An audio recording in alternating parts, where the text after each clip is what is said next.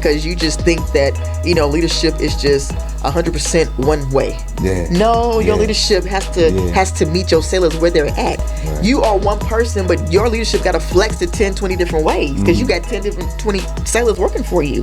Again, they don't have to flex towards you. Right. You got to flex towards them.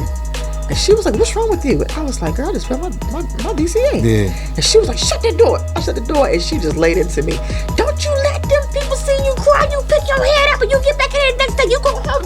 And I was just like, okay, you're right. I'm going to get it together. I'm going to shake this off. And I promise you, I came back. I said, it's going to be what it's going to be. Hey, let's get this run. I ain't on nobody's committee, but I'm going to get out here and run with PT and lead these select through the season.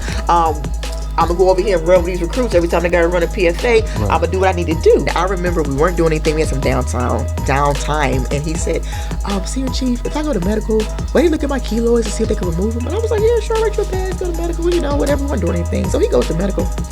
He came back with separation paperwork. What? To this day, like I always think about him because I'm like, if I wouldn't have sent him down there, would he have got sent home? And I remember he cried in the fishbowl because he kept telling me he had nothing to go home to.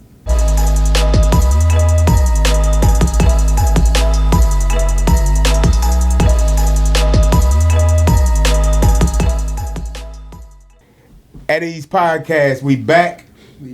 My boy AP. We back. What's up, man? What's good? Been a nice little break. A very healthy break. Very healthy break, man. Yeah. Just resetting. That's all. Ain't nothing good. That's all good. Today, AP and I are vibing with a leader whose journey proves that where you start does not define where you finish. Amen. From Greensboro, North Carolina, to the flight line from undesignated Airman, to Master Chief Aviation Administrationman, from training recruits at Great Lakes, to shaping the future of sailor development through my Navy coaching, commands VAW 121, CNAV, AIMD Oceana, CVN 65, the Big E, RTC Great Lakes, Pushing Boots, VFA 37, Naval Safety Center, and NPC. My girl, Master Chief Courtney Barber, retired, has served the Navy for 25 years, worn just about every hat leadership had thrown at her, and she's done it with a purpose, grit, and authenticity. Now retired, serving as a naval science instructor, life coach, and published author, Courtney continues to lead, mentor, and impact lives well beyond her uniform. This conversation is about growth, resilience, leadership, identity, and what comes next. Let's lock in. AP, let's do it. Let's do it. Miss Barber? Oh, yes, sir. What's good with you? How y'all doing? Happy New Year's. Happy New Year. Belated Christmas, Hanukkah, all that good stuff. Martin Luther King Day, whatever you celebrate, upcoming Valentine's Day, just everything. All of it. That's good. I see you got that good energy. The shirt tells me that you got good energy today. The vibrance, the colors. I'm a colorful person. My personality, I've been told to never meet a stranger. So when I'm out and about and I speak to people, it's going to be with a smile. It's going to be with the same energy the shirt is giving y'all right now. It's the same energy I'm going to bring when I meet you in the streets. So, energy will match energy. There you go. Yes. Well, let's jump in. 25 years of service. Now you're doing JOTC instructor. Oh, yes. And you've done a lot throughout those years. Yes. What do you do today to keep you at ease? Continuing on with what I was doing in the Navy. Coaching. Because I can coach the students, the youth of today, who, sometimes I say their frontal lobe isn't fully developed, but it's not that, It's just, they don't know what they don't know. Right. I blame social media for everything. Okay. And being able to have them come to me as a trusted adult, a trusted agent, or come to the office for a safe space when they're having a rough day, when they're stressed out, when they're overwhelmed, when they get bad news. It happens, more times than we can imagine. Just yesterday by itself, I had a young lady that was crying in the hall, and they came and got me. I asked her what was going on. She didn't want to share, and I'm okay with that because sometimes you don't want to talk about what it is. You just want to get out your system. So I said, come on, honey, let's just go walk down the hallway. And it was a little chilly, but I think at that moment she didn't care. I said, let's go outside and get some air. Yeah. Walked outside, sat on the picnic tables that we have outside our entryway, and I let her cry. I let her cry. And I said, I'm not going to ask you what's wrong unless you want to tell me I'm here, but I'm just going to let you cry. Because sometimes we just need that pressure release valve. Right. And so she got herself together. I said, you feel better now? She said, yes, Master Chief. I said, okay. Then let's go back inside, get you some tissue so you can clean your face. And we did that. And she said, can I have a pass to go back to class now? I said, you sure can. So I wrote her a pass to go back to class. Still don't know what's wrong with it. Doesn't even care. So being able to be there and using the skills that I've learned leading sailors and, you know, developing the Navy coaching program for the Navy still gives me that purpose, the reasoning, my new why today. And that is truly what puts me at ease. I can do what I've been doing just in a different environment, but more impact, if that makes sense. Yeah. Yeah. That's nice. That's a different True story. That's a different at ease. Oh, what kind of ideas y'all been getting? Well, Oh, I mean, Right. you know, for me, that it fills me. You know, that is when I can go home and say, you know, I had a special education student that had a crash out moment, another true story, and everybody's in the school freaking out trying to get them together, and he saw me and he just came to me, and then he slid down against the wall and cried. I slid down the wall and just sat there beside him, you know, and they were just like, oh, Master Chief, thank you so much for being here. Things like that relax me, because when I go home, I'm just like, you know what, Lord, I did your work today. I whatever my purpose was, whatever you instilled in me to give back out to the world, I was able to execute, and I think I did a good job. So it eases my mind when I go to sleep. I don't have well, I should have did this, or I wonder what would happen if I done it this way. I don't have none of that. right. Because whatever happened, that's what was supposed to happen. Being that sovereign leader that we used to hear so much about. Yeah, Wow. yeah. Did that come from Greensboro, North Carolina? You know, I think it did. A little bit, you know, the Southern hospitality. Just being in a family and watching my mom always to this day. Her and I was arguing this morning about some stuff. But just even to this day, being the giver, the caretaker, the provider, and not necessarily providing you with like monetary means or just emotional means if you need that. Just, you know, somebody to talk to if you need that type of provider, you know. And I think that's where I get it from. Just watching that with her, and it just came naturally from me. Realizing that, you know, I remember when. See, a lot of times we grow up and we forget that we've had bad days. We forget that we were in school and we didn't have anybody. And some of us still don't have people. We're not going to say anything. Right. And so I remember when. So I'm just like, what do you need right now? How can I help you, or how can I serve you at this moment? Because as a leader, we're supposed to be of service to those that we're leading, right? Okay. So what service do you need from me at this moment? And I'm going to try to do my best to provide that for you. And if I can't, guess what? You know what? I know somebody you can go talk to real fast. Let's go take a walk down to their office real quick. Gotcha. So, yeah. Okay. So before you took on that cloth, you know, that cape, so to speak, let's go all the way back to the beginning. Okay. Back to how it all started. Okay. You know, how all this stuff get instilled in you. Yes. So let's talk about your upbringing, you know, North Carolina. Yes. So what was it like during those times? Oh, the 1900s was wonderful, you know? The 1900s was a time to be alive, baby. 1990s, 2000s, you know? Born in the 80s, raised in the 90s, you know? I took my kids out. They're like, man, the 1900s, you would never experience that. Know. You would never know. Yeah, But no cameras. You had to be there. Right. But it was fun. Like, I went to like one of the, you know, the first African American high schools in Greensboro, James B. Dudley High School. That right there was just, you know, I remember being in middle school and they told me I was going to that high school, and I had heard nothing but negative things about this high school. Like, they had it at the same level of Eastside High at the time. And I'm like, I don't wanna, you know, but you know, people, oh my goodness. But you know, people talk a lot about things they don't know about, right? And they will hype it up. And I get there and I'm like, I met some of the best people to this day. My graduating class, when I tell y'all we are like this, really, it is no joke. That's good. When we support each other, we support the kids coming up, the athletics teams there. I think we ended up raising money, got them a new billboard, and the baseball field redone. Oh, wow. We have consolidated class reunions like every summer. classes from like the 1950s all the way up to like now.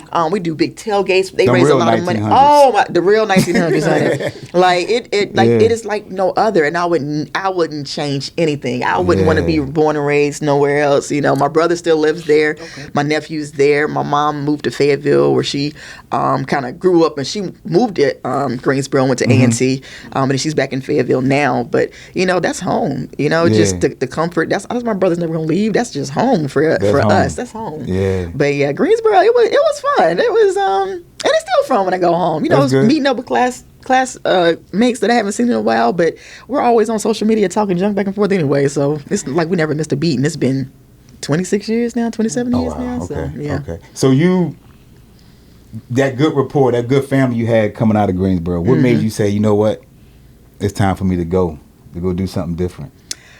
So, funny story. I was opposed to went to the Army. And I'll never forget Sergeant Poole. The Army. Oh, my goodness. It's an Army base. Well, Fayetteville's an Army base. That's South Carolina. The base, the boot camp base is in South Carolina. Right, but you have Fort Bragg is right there in Fayetteville, too. Fayetteville. Right. Yeah. Like during high school, because they do it now at our high school, the recruiters will come to the high schools and post up in the cafeterias. And try to get the seniors and, try to get some bodies through the list, get the quotas up and stuff. And so they used to always come, and I remember Sergeant Poole, his brother, he would come like every day trying to get me to go. And I was just like, okay, I'm going to go to the Army. And it was like, hold on, y'all sleep outside in tents? Yeah. I got to do what? Yeah.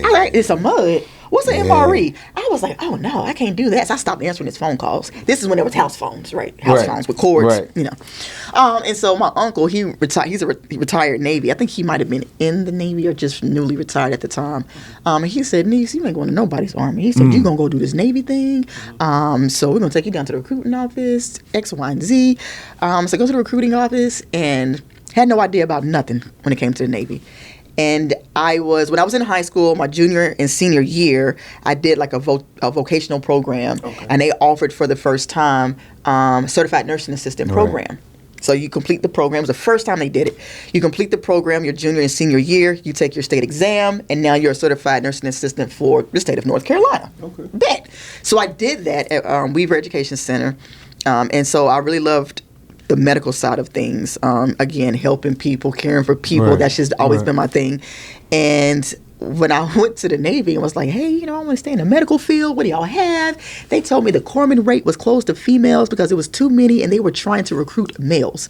And I'm like, what? Made no sense. So like, well, hey, we got this other job. And I was like, what's that? You can be an SH. And I was like, okay. And then my uncle said, you trying to stock vending machines the rest of your life? I was like, oh, wait, what? Yeah. I didn't know what that was. Right. He's like, you trying to work at a dry clean? I'm like, what are you talking about? He was like, that's like the services on the ship. He's like, what are you trying to do when you get out the military? That's what you need to focus on. And I'm like, I have no clue. And he said, your best bet is to do undesignated airmen. And I'm like, what does that even mean? So we go to the recruiting station. They gave me, I guess they weren't supposed to give it to me, but there was like a book with like all the aviation rates in there. And they said, listen, if you go in undesignated, these are the jobs that you can potentially choose from. All you have to do at the time, when we had to do the what you call it, not the PQS, what was, you had to. I know what you're talking about. We had to, no kidding, like PARs. We had to do the PARs. Yeah. Your PO3 book, the military requirements book, all of them things before to even qualify to take the test in order to strike that rate. And so I was like, you know what, I'll go undesignated. So I checked in the VAW 121, and there was an AE1 Brown, and I will never forget that. And I was in the AE shop for like the first fucking split second. So they stashed me in the line shack. And I will never forget, he was the one that took me to teach me about the Roth IRA. He took me over to Navy Federal. These are things coming in brand new you don't know, right? The same way our kids are coming in now and they don't know, but it takes somebody to set them up with the know-how, and you know how that makes you feel, and so you turn around and you do it, to the next one coming behind you. But I remember he set me up with my Roth IRA. He set me up with the rims on my car. He set me up. He had to keep it in the hood too. Yeah, right. Let me get you this Roth and these rims. First, then we get the rims. But go ahead and set this Roth IRA up. Different kind of armor. Yes, and this, and this is the Navy Federal where you had to mail in that $5 check from deployment in order to open up your account. And it was only to service members. And it was like, and he was like, no, we go underway, you're going to open up just write a $5 check and you're going to, open up your Navy Federal account. And I've had that same account for the last 26, 27 years now. Had that same account. But it was, the first time coming in, I don't know. It was something I could say. I definitely remember there's so many stories. Like from HM to supply SH to just undesignated. Undesignated. And my record still has all of that in there. Okay. All the paperwork to this day. Yeah. Okay. Yeah, that's a lot. Especially the HM part. My focus was on medical because I was in it. Like when I became a certified nursing assistant, and I was working at Moses Cone Hospital in Greensboro, same hospital I was born in. I was working there as a CNA, like with the nurses and everything else, getting that experience and getting exposed to everything.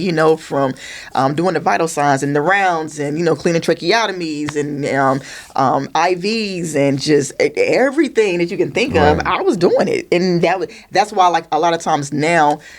I'm able to understand what medication is. Like if it's for inflammation, is it just because you have a virus? Is it just pain meds? Like I can tell sometimes by the name of medication, okay, I know what that is. Or you're looking for something anti-inflammatory, that's why your bones and your joints hurt, just. So you be down in medical ear hustling. Yeah. All I know is this emotion. This emotion, that's what medical gives people going. Now, but that's why we popping them like Tic Tacs these days. Like medical asking questions, and they're like, "What you? Hold on. How do you know this? You asking too many questions. How you know this? Hey, let us take your blood pressure. I can take your blood pressure now, but I can do that too, manually or digitally. Like just never lose it. Boot camp. When you get in there, like how was that for you? Now, I'm asking you this. We gotta get to the other story later. Oh but yeah. How was that for you? Oh my goodness. It's different for everyone. So how was it for you? I still remember the day I showed up to the Golden 13, 1405, which, leaps and bounds later, I would be the LCPO of. Weird, But I still remember having on some blue jeans. I had on these brown Mary Janes. I had this red short sleeve shirt that had like these little waves built into it. Like, I'll never forget this. Standing on the line. There wasn't no cell phones. Nowadays, they're like, pull out your cell phones, make the phone call home. If somebody to your left or your right don't have a cell phone, let them use your cell phone. I'm like, their parents aren't going to pick up. They're not going to know what number that is. And so we had to use the actual calling cards, payphone, 1-800-CALL-COLLECT. And I remember the RDC saying, there are no O's in the numbers. If you have the number zero, you will say 0 and you will not say O. Do I make myself clear? Yes, petty officer. When I promise you, that man asked me to give him my social, and I went through the whole social, and I remember saying 3-0. My whole world stopped. I was like, oh my God, I don't fail the first task he don't gave me. This is not going to be good. And, it's like one of those slow motion moments you see in a movie somewhere and you hear the footsteps getting louder and louder. That's like all I can hear and see to this day. He was like, pretty much, he cussed me out, and people have quirks or they have like little, weird things they might do when they're like anxious or nervous or mad. Me, I guess I was just smiling because I didn't know what to do. Like I had a nervous tick. I didn't know what to do. And that just made him even more mad. And I was just like, I'm not going to make it through this. This is terrible. But I made it through I did ROTC in high school, the Air Force ROTC. So because of that, and because of that, they stuck me in one of the performing divisions, 900 division. So we were state flags, but I didn't do the state flags. I sang in the choir. So they had me singing the national anthem and Eternal Father and all that for graduations. But I remember we had to go to one of the high schools in Chicago on like Flag Day or whatever it was to sing the national anthem. I like this story because I read the book, so but I was hoping you get to this story because it was kind of funny to me. It's funny to this day, remembering it. So I remember we go to this. So they always tell you to, always obey your last direct order, right? Obey your last direct order. Enjoy yourself. Right? So the senior chief, the MUCS, the senior chief musician guy, we were with him, and our RDC was like, you will not enjoy yourself, because if your shipmates can't go out and drink and be merry and eat candy, you're going to drink water. That's all you're going to have. My thought process was, how you going to know if don't nobody say nothing, right? Right. I'm just saying. You ain't going to know, right? Over here, y'all back I ain't had no then. integrity at that time. I didn't know what integrity was, right? So we get on the bus, we pull up to the event, and it's like a whole fair on like the football field at this high school. And we're getting off the bus, and he was like, "Go eat and be merry, have fun, whatever." And I have a thing for plain M&Ms, Twix, and Kit Kats. So we go, and I'm just like, "Oh, buddy, get some M&Ms." Like, who gonna know, right? And everybody was like, "Well, I'm down if you down." Was back then. Right. I'm down if you down. Right. How you gonna know if nobody say anything, right? I say, listen, if you say something, if somehow we always gonna go down together. I said, listen, I'm gonna take one for the team. Like, we gonna go down together. I support it, whatever, right? We go out, we enjoy ourselves, sing the national anthem, we come back. Now, I'm not dumb enough to bring the stuff back. Right. You know, some people did. I wasn't doing all that now, but I'm gonna eat me an M&M or two. And so, unbeknownst to us, one of the young ladies that was there was a little scary. And she went and asked the petty officer, what do you do if you were given direct orders not to do something, and some people did it anyways? And I'm like, you done it. Yeah. So we get called into the fishbowl, to RDC's office, and I remember lining up like in front of the fishbowl, like we just lined up, and I'm staring at the clock, like the little analog clock in the back, and I'm just like, who in the world? I'm trying to keep a face. I'm over here like steaming. Like, are you serious? Right. What? Did you know at the time who? No, we didn't know at the time. Okay. We did not know at the time. I thought you got away with a clean one. Oh my goodness! Right? Oh, we had it in the bag. You what? Oh, you Hey, good? I was good. You I was ready to sing look, another song? The Hey, dog bring is it. sleeping. What you want to do? You talking about? Oh, you trying to get big? Shoot, I don't mind doing these arm circles. I mean, that's exactly what we started doing. But we eventually she came, because she was like, who went and said something? Who was? I think she said something to the senior chief, and the senior chief said something to our RDC, and she kept asking, who said something? Who was it that went and told? And she didn't want to Roger up, and then finally she said, it was me, petty officer, I said something. And I think in her mind, she was thinking like, okay, you stupid as well. But she was like, that's fine, get in front of your racks. And this is when he had the little chambray shirt, the little, the blue utilities and stuff. We had switched out of our jumper whites back into our stuff. Boy, she beat the brakes. When I say make it rain. Oh, gosh. Oh, she made it rain. Oh, it was like the beginning of September, middle of September. I think it was sometime in September. So it was still kind of warm outside. And there wasn't no AC in them buildings at the time, them old barracks. And she beat us. We went to chow to dinner wet. Shirt just dark blue now. Like just, you walk in, everybody looking at y'all like, ooh, what you done did? She just stupid. Like we doing arm circles and crying. Nah, keep that same energy with your whole chest. The same way you want to ask that senior chief that dumb question. Nah, keep that same energy. Said, don't be in there crying now. Hey, you gonna get these arms circles. Hey, but I didn't mind. I was like, I got my M&Ms. You got the M&Ms. Right. Hey, belly full. Belly full. I was good. So I did my arm circles and them squats. I was okay. That's crazy. That's crazy. So the line shack, that's a tough job. Oh my gosh. That's a tough job. Yeah. Like a young airman. Yeah. Doing that on a flight deck, like what was that like? How did that make you feel? Well, like, what was going through luckily, your head? Okay, go ahead. I was like, luckily for me, I wouldn't even. I didn't. By the time, because I had got my PC qualification so fast, and I was like, oh no, why did y'all even make me do it? As soon as I had got my PC qualification, they pulled me out of the line shack to go start working in maintenance control because I was trying to strike AZ. Oh, okay. When I got on the ship, we were underway on the Eisenhower. I no kidding remember asking if I could go up on the flight deck because I wanted to see what that was like because I didn't know. I had experience with the flight line at home, but not on the flight deck. Right, it's a difference. They were like, no, you're not going up there. You're going to sit down here and get these flight hours and these maintenance hours. I was like, okay, all right then. But I mean, I no kidding would ask them if I could go up on the flight deck, and I kept getting told no. They wanted me in maintenance control.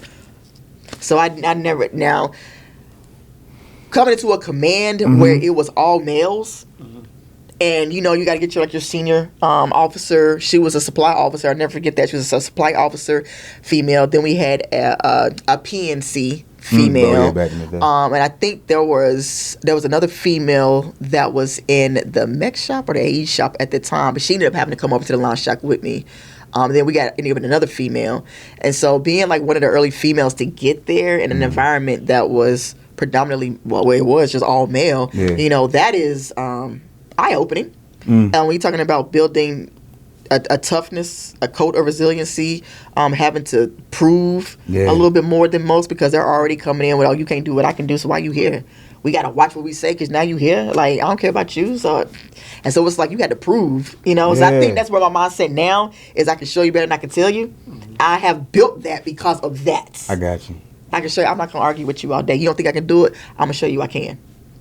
Because if you give a clown your attention, they're going to keep on performing. I am not here to entertain you. So I'm going to show you what I can do. And that's it. Back then, 2000s, you in Norfolk. Where were you at, like the alley? Peabody's in Virginia Beach. That's where you hanging out at? Peabody's. It was late nights on Thursdays. What? And come to work, like, you get home about I don't even know what time we was getting home. 3 o'clock in the morning, I had to get up, and I was hoping I would have like a, what was it, if you had like the Balls to 8 watch or something, or, you know, you had like the next day off, like you just praying, like, man, I was at Peabody's. Hanging out. And they used to have that little club at gate, going through gate 2, where I guess it was like at the corner. I don't even know. There was a club that was on base at one point. I think they called it Norfolk Live, something like that. I don't even remember. Yeah, I remember that being on the base at one point. And I never ended up making it over there. I thank God for that part. But yeah, I never made it over there. But Peabody's, oh yeah, I was in Peabody's with Shaggy and all them. Having a good time. That I can remember, yes. Yeah. Did you go home a lot? Like this not being that far away from... I did in the beginning because it's a 3.5, 4 hour drive depending on how fast you drive. So it was every single weekend I was going home, every single weekend, because my family is tight knit. Yeah. So the separation and not really used to being by myself and always being around family, it takes a little adjusting. So to keep that familiarity and to keep me sane, I used to go home every single weekend until I just kind of learned how to, okay, you can't keep driving out there every weekend now. You got gas, you ain't got no money. Like, So, yeah. The life of a young self, we're going to say E4 and below. Financially, how people say, oh, you struggle. How did you make it happen, though? I was in the barracks. Just living. What bill? I ain't no cell phone. Yeah. Well, and the ones that like the Intellos, the little flat phone. Yeah. It was like $30 a month for that little thing. You know, my little $600, $700 paycheck. Like, I was just buying Timbs and CDs. That's all I was buying. Because what fingernails? You know, what hair? Like nobody was worried about all that back in the day. You had a little rap doobie thing, and that was it. Like that was it. That was it. Wasn't no eyelashes and baby hairs. We was doing raps and Timbs. That was it. Yeah. So coming in, you know, undesignated, getting to the squadron, going from this particular job, line shack, to they pulling you in to start doing the AZ rate and everything like that. Was there anyone who kind of brought you in, you know what I'm saying, and kind of like, hey, let me show you how to navigate through this Navy. Oh, AZ1 Sandra Broadwater, she was there at my book release party. We're still friends on social media. Romel Washington, I remember she retired as a second class when you could retire at 15 years. Remember that? She retired. She retired. I think she retired at 20, but she could retire as a second class. Them two, they were there. AZ1 Broadwater, I remember she used to pick me up from the barracks and bring me to work every day. And she was just like that sister, mother, auntie figure, you know, just to this day. Like she's still present in my life, you know, and it's crazy. Even Force Master Chief Fred Farr, he was my senior chief at the time. And I never forget, he made me write a whole statement about my ID card was important to me because I had lost the first ID card I ever had. I never lost an ID card after that ever since. Really? But yeah, those were my peoples at that time. That's good stuff. So I'm reading through the book, and I'm reading, and I see a name in this book, and it said AZ1 Ben Mills, and I said, oh. The Ben Mills. And I'm reading, and I'm like, oh wow. What you said to him and about him was like, he's like spot on. You said he's a short, fat guy, chubby guy, smoke Newports. I said, well, you described him. Yeah. But Mills is that dude though. He is that dude. That's my boy, man. So I called him. Oh Lord Jesus. And I ain't talked to Mills in some years. Him and I talked for about an hour and a half, just catching up. And he said, man. So funny. He said, this one here, she's not like a protege. She's my sister. She's my little sister. He said one day that one of the sailors said, AZ1, I got to go because I'm cramping this time of the month, blah, blah, blah, blah, blah. And he like, all right, go ahead. Let her go. And he told you about it. And you said, what? You said you raised up this calendar, and I guess you had every time that that female left. Listen. You said them skimming behind. You said people. she must be bleeding that bad. She should be dead because she been bleeding every month, like every day, every week. I probably did. I probably She said she should be dead. I probably How much did. she been bleeding this whole month? They would use whatever excuse they Neil fall said he for. looked at you and said, "Well, all right, tell her to come back to work and turn his head." I said, "This dude crazy." Oh, but he said my goodness. he couldn't stop talking about you, so he gave you a big up though. Oh, thank he you. Gave you a big up, Shout out to big up Ben. the mill. That was my dude. Yeah. So that is my dude. I don't want to Right. talk like he's not here. He's still here. Yeah, Lord. yeah. So That I is just my wanted to dude. say that, like, Mills is that dude. He is. He that crazy dude. as I don't know Yeah. what. But he was like the first example.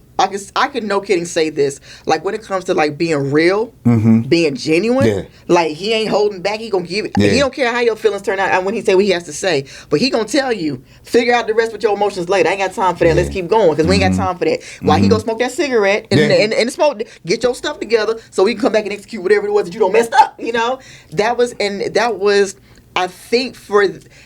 Because before I was not that type of person. Like I was timid. I got bullied in school. Like I would talk to somebody. What? Yeah. Catch an attitude. What? That was not me. I was scared most of the time of what I don't know. My own shadow sometimes. And so learning how to build the confidence or seeing the people and how they move, and you're like, you know what? Well, I mean, that's not too bad. So you don't want to be exactly like the person, but there are some qualities that you do learn. And from him, just being real, raw. Filtered when I need to be, but unfiltered, and being unapologetic about it. Like I'm not apologizing. If you're wrong, you're wrong, and if you get called out, then fix it so you don't get called out again. That's on right. you, between you and God. Let it be what it's going to be. But he was that guy that showed me how to, just pretty much just be firm, be fair and firm. That he is definitely fair and firm. Okay. Yeah. That was good though. He talked heavily. I mean, great about you. So yeah. So on the Enterprise, brand new chief. Oh Lord, yes. What's that like? What was that? What was that feeling like? You chiefing now? I didn't know what you to know what I expect. learned? I just realized. I said like I think in the military like we don't really chase money. No, we don't. chase rank. We do. Most of us. Because Like, we know that's the really money's going to come with the rank. With the rank. So Yeah. we just want the rank. Yeah. But then we get lost because we think that rank is going to define our leadership. You don't have to have a rank, or title, or position to be a leader. And that came from John Mayer. When I was at VFA 37, I was chasing behind the CMC cookie at one point when they were doing the Command Senior Chief program. And it was when they first started doing it. And I kept getting denied. But I was helping other people get it. They first time put in a package, they're getting selected Command Senior Chief. And I'm like, oh really? but for me, you know what? Everything is a sign. I said, this isn't what I'm supposed to be doing. So I fall back.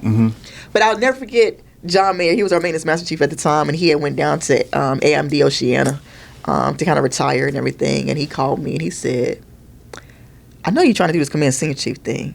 He said, before your rates, they only make about 4 master chiefs a year. Which is true. Yeah. They only you make master chief in the AZ rate. Oh my gosh, you're like a unicorn. And to look like me and make it, you're gonna be a unicorn, right? And so he said, do you want to make master chief by just putting in this package and it's like 100% advancement, or do you want to make it in your rates where people know that you had to do some things, you had to earn it, it wasn't given to you? And I was like, man, let me go shred this daggone package. Well, I was like, I appreciate y'all who helped me. Let me go shred this package. I mean, that's real. Yeah. A lot of people don't probably won't see it that way, but it opened my eyes to so much more to, because I remember he told me, he said, you do not need a cookie to do exactly what you are doing right now. And this is when I was doing the My Navy coaching and stuff, when I was helping out, building up. He said, you don't need that cookie to do what you do. Yeah. Because in my mind, you think CMCs, you're thinking, just I don't even know, not like a platform, but it's like a whole nother level, It's like, and I felt like I had to be that in order to get respect, to be that in order to talk to people, to be that for them to trust me and believe that I could lead them. And that's just him saying that just gave me clarity. And I was like, wow. Like, would I still have been a CMC? Yes. Yeah. But however, if it was meant to be, it would have happened. I'm not mad about it because, again, I was still able to make an impact. I still do make an impact. You know, I didn't need that, I guess, in my mind, to validate me. I didn't need that as, you know, that stepping stone because I was already, God already gave me what I needed. Okay. He gave me the tools. It was That's just, hey, you got to figure out how you're going to use them. So but he was the one that told me, you know, you don't need all that.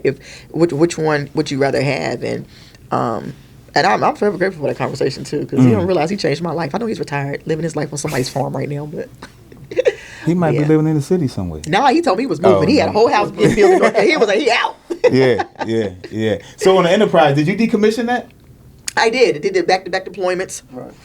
And So how was that? Because matter of fact, I was on the Enterprise. I left there right before you got there. Oh, when'd you got there in leave? 2010. Yes. I left in 2010, like around June time frame. We were there for a split second. Because I got there February 25th, 2010. Okay. Yeah, we were there for a split second. Oh, okay. And it's crazy how I got there because Ben, if you want to make chief, because he left, he made chief at Oceana, FRC, or AIMD at the time, and went out to the Enterprise. And he was like, Court, you want to make chief? He was like, can you bring your ass over there? I was like, ship's company? Oh, how dare you? Yeah. And so I was sitting at, when AIMD went to FRC, I was sitting up and I was doing the admin stuff. And I said, okay, let me call my detailer. Before that, I had never talked to my detailer. So I called the detailer, and I remember he answered the phone, and I'm just like, hey, my name is AZ1 Cottrell, and I just wanted to know if you could see any orders coming up for the USS Enterprise, and if you could you pencil me in? That man cussed me out. Oh, you thought that's how it worked? I did. I never, because when I got... I guess you said pencil me in if there's something available. So he said, how dare you call me to ask me to do something that I can't do? Right. And I'm like, what? I was like, I didn't know. And I remember he hung up.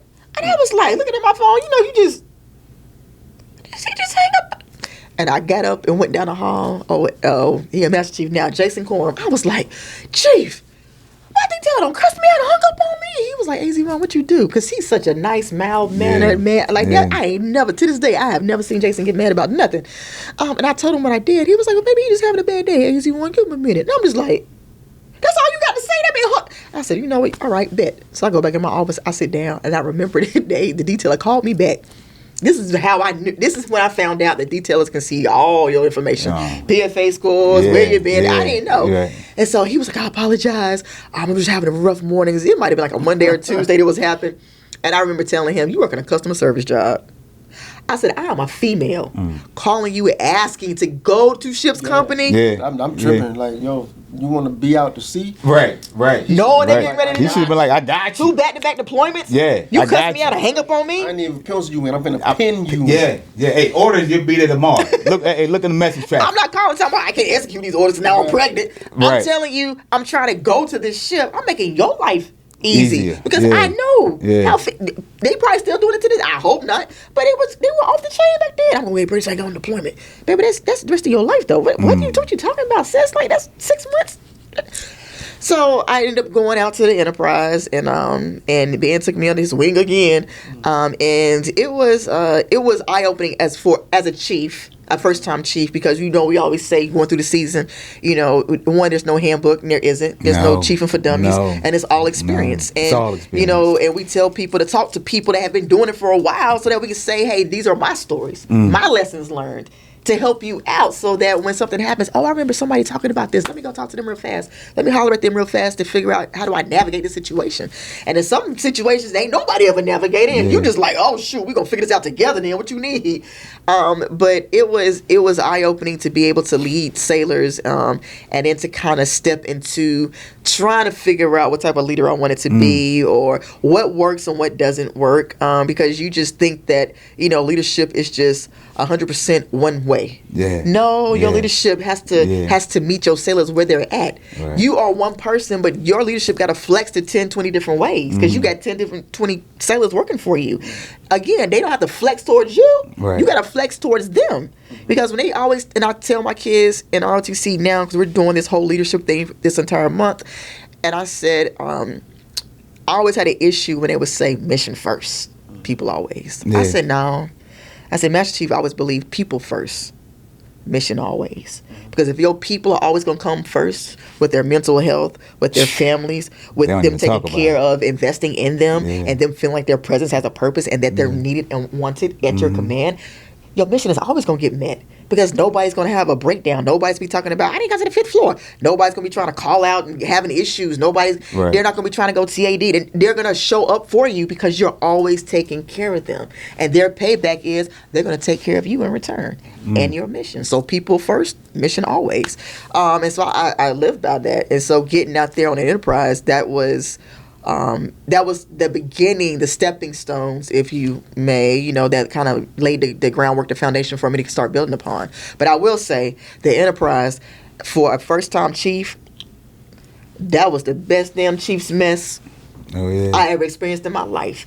The chief's mess, the wardroom, everybody on that ship became family. To this day, we are still like... There's something about the Biggie. Really? I'm telling you, it is the I don't know what it is. Oh, man. Because it's so old. And we all struggling together. Yeah, you got a lot of... So you push the button and you go to work. You know what I'm saying? Because it was so old and only 2 hangar bays. Yes. The narrowest carrier. Yes. Fleet at the time. But let me ask you this question, because what was your most challenging time on board? Because again, I remember clearly y'all went on what was supposed to be the last deployment and then turned around and you went back on another one. Deployment. Yes, yep. And it was some hard times doing that both was of those deployments. That was the hard time. Right. So what was your most challenging time? I could say on that ship dealing with a crisis. So during that time, was it 2011 or 2012, when the pirates were like just losing their minds out there, and hijacking all the cargo ships and everything. And we had the yacht, the Quest, where there were 2 elderly couples that had sailed from California. They were going to spread, the gospel of Jesus to these countries. And they got hijacked by the pirates. And it was like a SOS call. I want to say it was us and the boxer or somebody that were out there at the time. And we didn't know what was going on. And we had, I think, everybody that worked in any kind of law enforcement was on the ship.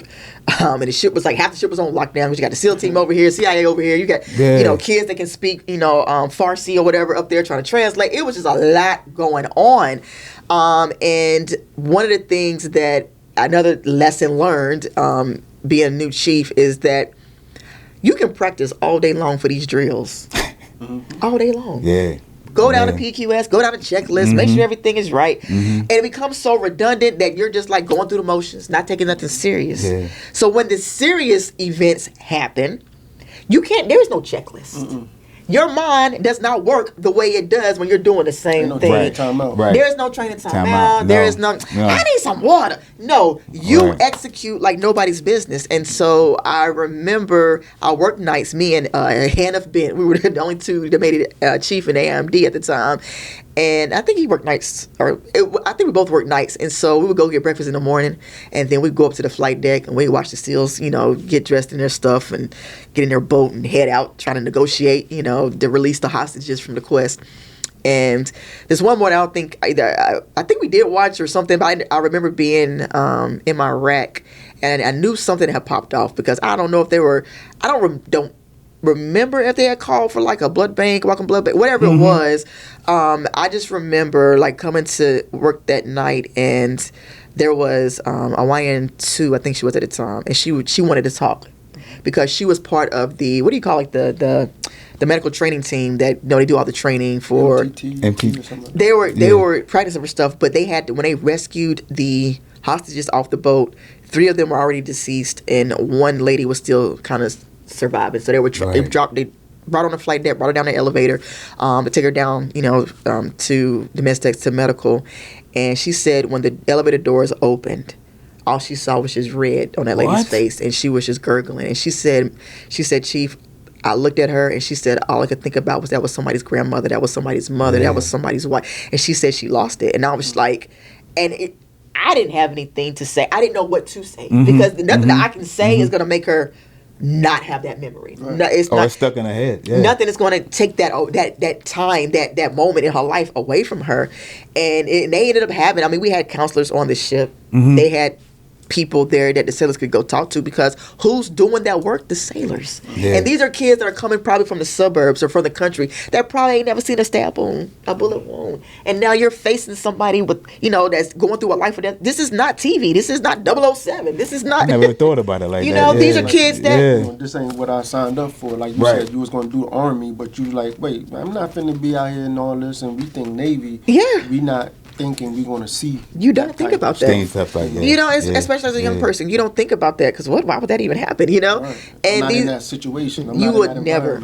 And so I think navigating that, and seeing how the leadership side, right, being a leader, you have to show up for these kids every day, because they go through so much, and we think because we're already comfortable, we don't been through our stuff, we don't made it, we're good, we're resilient by this time. They're not, and so we tend to project how we are onto them and get mad because they're not like us.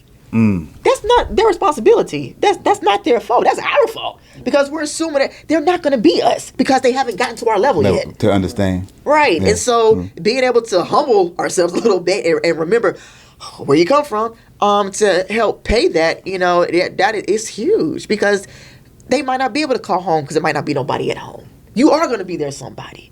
And if they can't have you, then that's always going to be, for me, the difference between, life and death for them, if they can't deal with it. And I have seen and experienced, navigating those type of events a couple of times, as senior leadership in the Navy. And it has always just opened my eyes. And so I think that has really, even with, the kids at the school, I can tell when they're having off days. And I'm like, you know what? I don't like your vibe today. What's wrong? Right.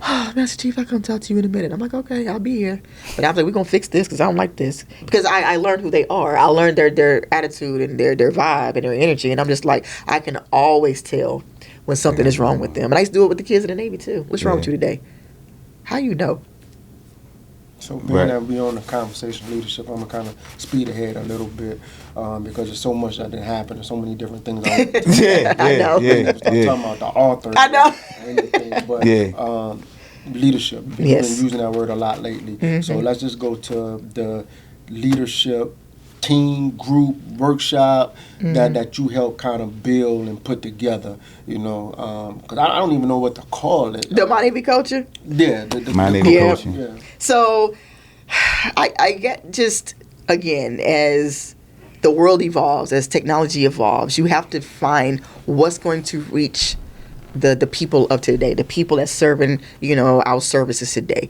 Crazy thing, in fact, Air Force, the Army, the Marine Corps, they already had a coaching program. The Navy, we're always the last one to be. We're like, yeah, we good. We just hood. We just like, we get there when we get there. We don't care. All right, now we got to do it. Okay, let's do it. This is around 2020, right? Right. Yeah.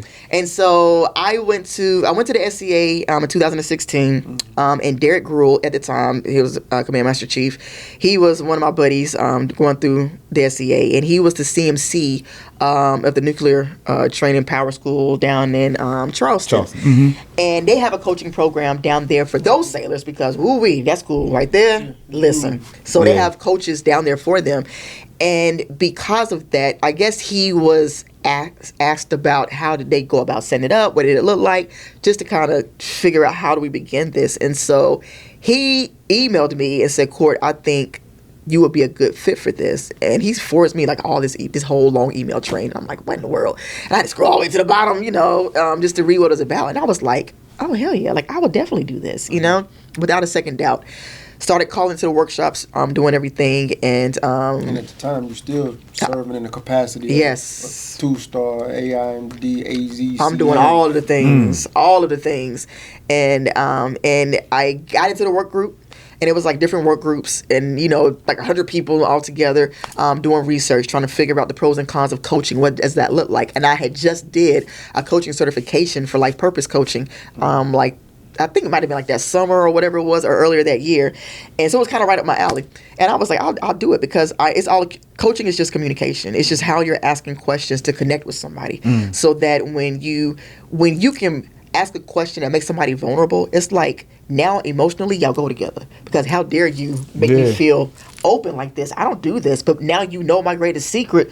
I'm sticking with you for life, because now I can trust you, because I know you asked me a question that made me so uncomfortable, but you made me think about some things. You made me change my life. You made me change my ways or see myself for who I really am. And I'm not, and I was over here trying to be somebody else. So I got on board with that. We had to do briefs to Admiral Halsey. Shout out to Admiral Halsey. Admiral Halsey and all of that. Because he had a plan, a vision, and it was, we needed to connect to the sailors of today, not the sailors of yesterday, because we're the sailors of yesterday. Yeah. Nobody cares about us in the 1900s. It's a different generation, and they have social media influences. They have peer influences. Yeah. They're distracted by so much. And I used to I apologize because I did it in my workshops, and I do it to my kids. I said, listen, when I was growing up, we had blind loyalty. Mm-hmm. Your parents said you will respect your elders. I don't care who it is that's talking to you. Yeah. There wasn't no second doubt. There wasn't no question. Well, who are you? I wish you would. You didn't. There was not an option. Mm-hmm. We automatically gave respect to our elders because that's how we were groomed and raised and everything else. Now these kids, they blind loyalty. What? I don't know you. Who are you? That's right. You have to earn my respect. And how do we do that if we don't communicate with them? How do we do that if we don't humble ourselves and open up ourselves a little bit more to kind of meet them where they're at? Because they're like scared dogs. You go to a doctor, they're not going to the dog ain't going to just come up to you and start licking your hand because you're a stranger and you're there. They're not going to do that. They're a little standoffish. They're a little, any dog that you meet for the first time. Probably a lot of that, because you say, they literally don't talk to strangers. Literally. Yeah. And like for us, we won't do it until we got to a certain age. Right. We'll open up somebody we never, met, but they literally take that to heart. Like, well, I don't know you, so why am I talking to you? Right. And I never looked at it like that. And it's rough when you're in the military and you're trying to get information so you can help a sailor. Right. They don't trust you. So when I would do my sessions, I would tell leadership, and I always did the E6 and above coaching workshops because I love just being real and raw with leadership out here from E6 to O10. It didn't matter for me. It was the same conversation. If you have sailors who won't talk to you, it's because they don't trust you. And if they don't trust you, they're not going to talk to you. So being able to pull your cat card out and saying, hey, 30 minutes before before lunch, or before we end the day, or before we go home for a weekend break, hey, let's huddle around. All right, somebody give me one positive thing that you've done this week. What's something that you've learned this week? What hurt your head? What is it that I need to, that you need me to know so I can make sure we tackle it together? What is something that you didn't understand that you want me to, have those conversations open. Okay, what are you, on the Enterprise? They used to have to fill out weekend sheets. Yeah. What are you doing this weekend? Yeah. You know what I mean? So that one, I will know. But then I don't want you to fill out the sheets no more. Let's have conversations. What's your plans for this weekend? All right, can I trust you? You're going to be good. All right, something happens, you got somebody you can call. But have an open dialogue, because once you start, because again, they don't trust us off. We have to start that dialogue. But half the time we're stuck behind, our computers and on our thrones, like, I'm the chief now. I'm the master chief now. All right, they got to come to me. Negative. You wait on them to knock on your door, you're going to be sitting there like a skeleton. Yeah. Just stuck.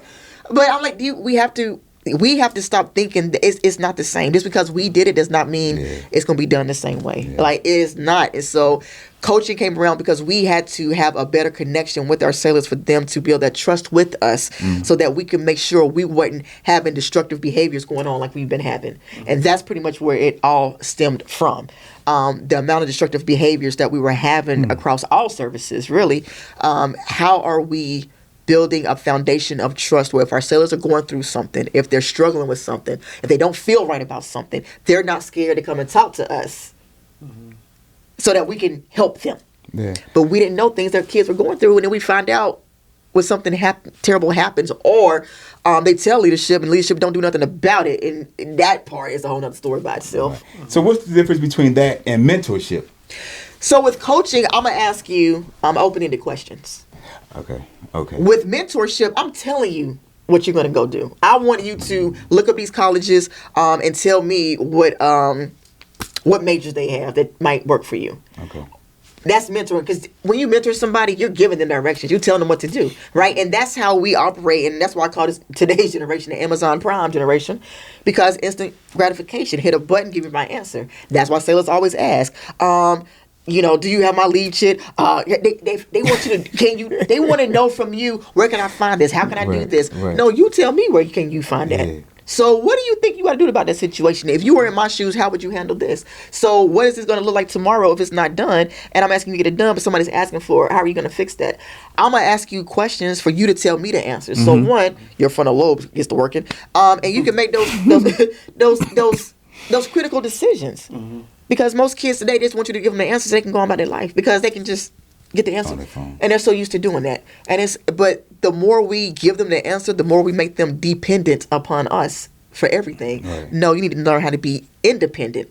So how can you go look up this information and then hold them accountable? So when are you going to come back and let me know that you got the information that you needed?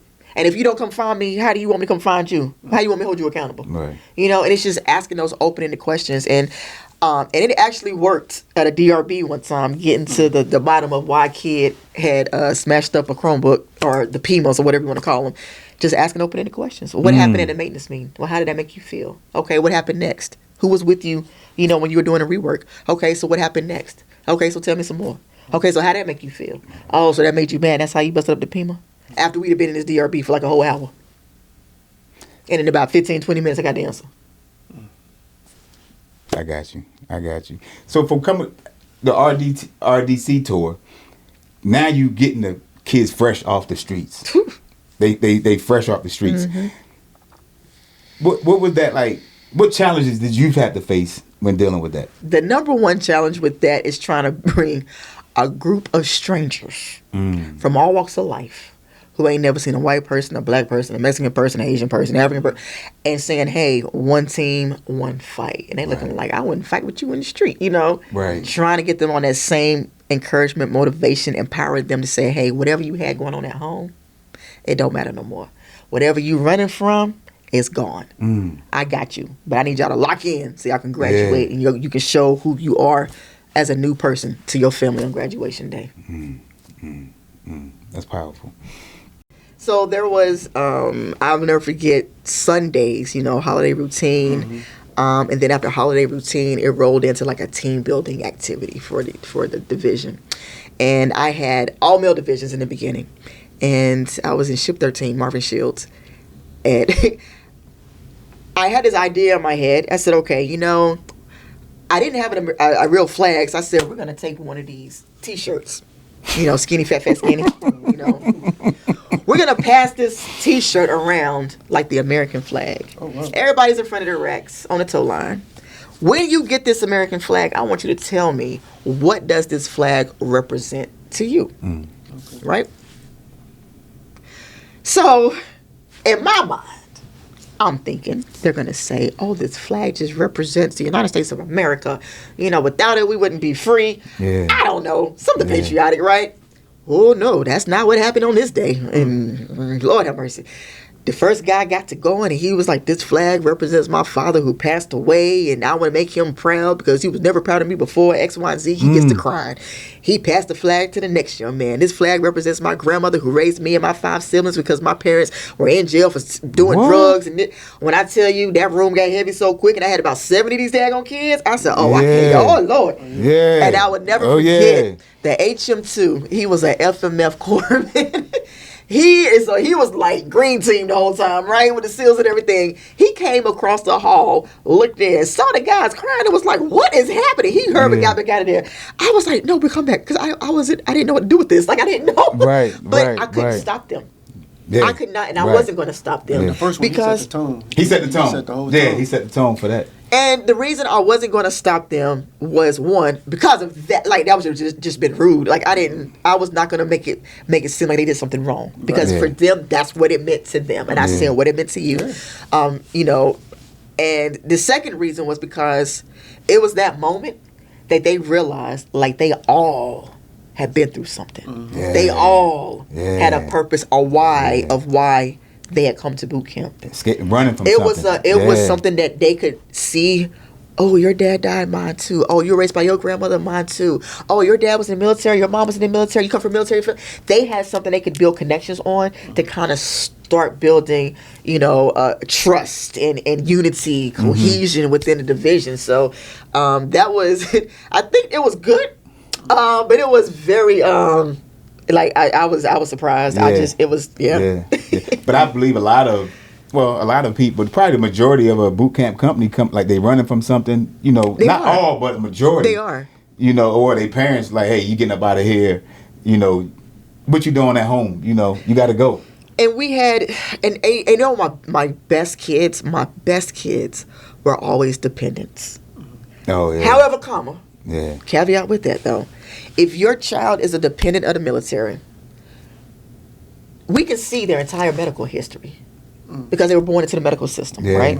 Yeah. So if they were like ADHD, peeing in the bed, Right. suicidal, like counseling, like those things matter. Because if some things might just be disqualifying for them. Did not know that. Right. And I have seen certain jobs. I have seen just out of the Navy Out of the Navy, altogether. period. Yes. Okay. And I lost good kids out of boot camp because of them. So they make it in. They'll make it in through MEPS. And then once they start going through the medical process at boot camp, they will discover things. And it's like they'll have to come down and they'll start, and they don't know. And they'll get asked questions and they'll just answer honestly because they don't know. And just I have seen, I have seen things so, I don't want to say petty, but in my mind it was petty. There was my first division was sponsored by the Chicago Bulls. And so divisions up there, they're sponsored, they can have sports teams sponsor them. We had a Chicago Bulls division. And so a lot of my kids came from the inner city of Chicago, Indianapolis, and I think it was like somewhere up in Wisconsin. Yeah, Indiana. Yeah. And then somewhere in Wisconsin. And so we had to go to the MEP stations and pick them up and then bring them to the Bulls practice center. And it was like a big old deal. The recruiting people came through, all the head honchos. The parents were there. The Bulls weren't there. I think they were at Indiana playing the Pacers or something this time because they were not there. Not this guy. His name, he played for the Bulls like a long time ago. I think his name was like Buddy or something like that. I still got his pictures and stuff. And then there was another guy, Mr. Green, who played with Michael Jordan and Scottie Pippen and all of them. He was like our liaison. But they got sworn in at the Bulls Center, took a tour of the Bulls Center, and all of that. And so when I got them, it was interesting because I was nervous thinking that, okay, please don't be like gang, ops or whatever, and come in here and start fighting somebody. That's what I was thinking of. Really? But there was just, okay, they coming from different areas. Right, but you coming from I got Chicago, you. I don't know what you got Right, going on. right, Chicago, right. the chain now. Within Listen, Chicago, they I was got watching stuff going on. Viceland now. Listen, I was Gangland. I was watching all that. So I had this one kid, senior recruit Gardner. Gardner, brother, came from, and he had keloids on the back of his ears. And I remember we weren't doing anything. We had some downtime, and he said, "Senior Chief, if I go to medical, why do you look at my keloids to see if they can remove them?" And I was like, "Yeah, sure, I'll write you a pass, go to medical, whatever. We weren't doing anything." So he goes to medical. He came back with separation paperwork. Oh, wow. What? To this day, like I always think about him because I'm like, if I wouldn't have sent him down there, would he have got sent home? And I remember he cried in the fishbowl because he kept telling me he had nothing to go home to. I promise you. Because like you said, kids come in and they're leaving something, right? Something. Yeah. Like I will always, I got success stories and I have like sad stories, but that's one story that I carry with me because I always wonder, like, if I wouldn't have sent him home, would he still be here right now? Would they caught that later, or would they just not cared? They were behind his ears, and I don't know. Yeah. I don't know what his job was going to be. I have no idea if that played a part of it. I don't know if somebody was just like, I don't know what that is. I'm gonna send you home. I have no idea. But that was in the 900 division, right? No, this was when she was RDC. When I was RDC. When she was RDC. In like 2014, March of 2014 is when I started pushing my first division. The Chicago Bulls were my first division. Yeah, so it was interesting. Wow. Yeah. Wow. Is it hard to promote up there? Like you got like chiefs, senior chiefs, and all that. Like, is it hard to promote up in Great Lakes? Yeah. Not if you do what you're supposed to do. Oh, really? When they say you can make stars or bars out of boot camp, and they were not playing. We had a lot of chiefs and petty officers get selected for officer programs that are officer commissioned officers now. I made chief in 2010. I picked up senior chief in 2014. I think it was my second look at senior chief. And then I ended up, it took me a minute to make master chief because I failed my first BCA ever at Great Lakes, which was crazy to me because I was running 7 miles. I was a certified spin instructor for Mount Trashmore YMCA. I taught it on the ships, personal training, circuit training. I was the CFL on the Enterprise. Like, it was crazy. And females, as we start getting older, our body changes. Yeah. And I'm an advocate about, if you feel like your body's doing something weird, go get it checked out because it probably is, And so humbly, I failed my first weigh-in and I was about 1 pound, and I was just like, well, let me figure this thing out from here. So it took me a minute to make Master Chief because they were holding me accountable and I wasn't mad. Yeah. But one thing I preached to, don't get an attitude and sit on the sideline and just talk. No, you keep your foot on that pedal. You keep going. You keep grinding. Hey, you can go home and cry, drink it out your systems, but you get your behind up the next day. You go to work and you act like ain't nothing happened to you because people are always in the bushes waiting to see how you're going to react, so they can be like, yeah, we know she wasn't gonna make it. Yeah, we know she. No, you're not gonna. Again, I can show you better than I can tell you. Yeah. So let me ask you this, being that you said that, because a lot of people, as a senior chief, if that was to happen to them, they're like, okay, I'm done. You know what I'm saying? And that happened. And it's just like you said, as an AZCM, not a lot. Maybe 4 year. Like you said, female, you got a lot of stuff stacked against you. Oh yeah. And that late in your career, that obstacle, what kept you just motivated? Like you said, doing everything you was doing. A lot of people, they be ready to put hands on the on the CFL. And it's crazy because there was no kidding. A senior chief that was there with me, he felt this as well, and he was in an uproar like it was nobody's business, and he was on here trying to speak for me on my behalf. Nah, brother, I need you to be quiet. Don't bring me in. Nah, don't bring me in. Hey, I own mine. Listen, wholeheartedly too. I think that what you need me to do? Oh, I gonna do that. Listen, don't speak on my behalf because they stuck him up in the daggone drill hall somewhere doing something. I ain't never see that man again. Listen, I went over, I will never forget when it happened. I was like, what? And I was like, well, yes, that's what it is. So I came and by this time, I'm working in the scheduling department. So I'm making all the schedules for all the divisions. Like, it's just crazy, right? And still in shock, like, what? What? Yeah. And I was going to the gym every morning, that was just a part of my routine. And so I remember going and talking to my Master Chief, and I was like, darn, I just filled my way in. And he was like, what? He was like, how? I was like, I don't know. Like, I was just like in a daze on his couch, like, what? I was a CFL. I teach spin classes. I run. I lift. What are you talking about? You know what I mean? Like, what? And I was just like, and at the time we were getting ready for the season. Like, I was the sheriff's committee chair or whatever it was. I was getting ready to start school. I was enrolled in my MTS. Couldn't do none of that. Oh, so if you failed that PRT, that you failed the BCA, you couldn't do. I couldn't do nothing because you couldn't do the PT at that point. Yeah, you failed the BCA, you didn't do PT. So I couldn't enroll in school, right? Because you feel you can't do that. They took me off the sheriff's committee. Couldn't do that. My MTS, I think it stopped or something, so I couldn't finish that. And you only got 2 years to get your MTS. I was about to become dink on that. And it was like, then they were like, well, if you could go anywhere on base to go work, where would you want to go? And at the time, we're preaching resiliency. How are you going to bounce back from this? I said, send me over to FIT. And that's the unit where the kids get held back. They can't graduate because they can't pass their swim or pass their run. So let me go over here because Monday, Wednesday, and Fridays, we run the PFAs. We got a run clinic on Saturdays. So y'all can't say I wasn't trying.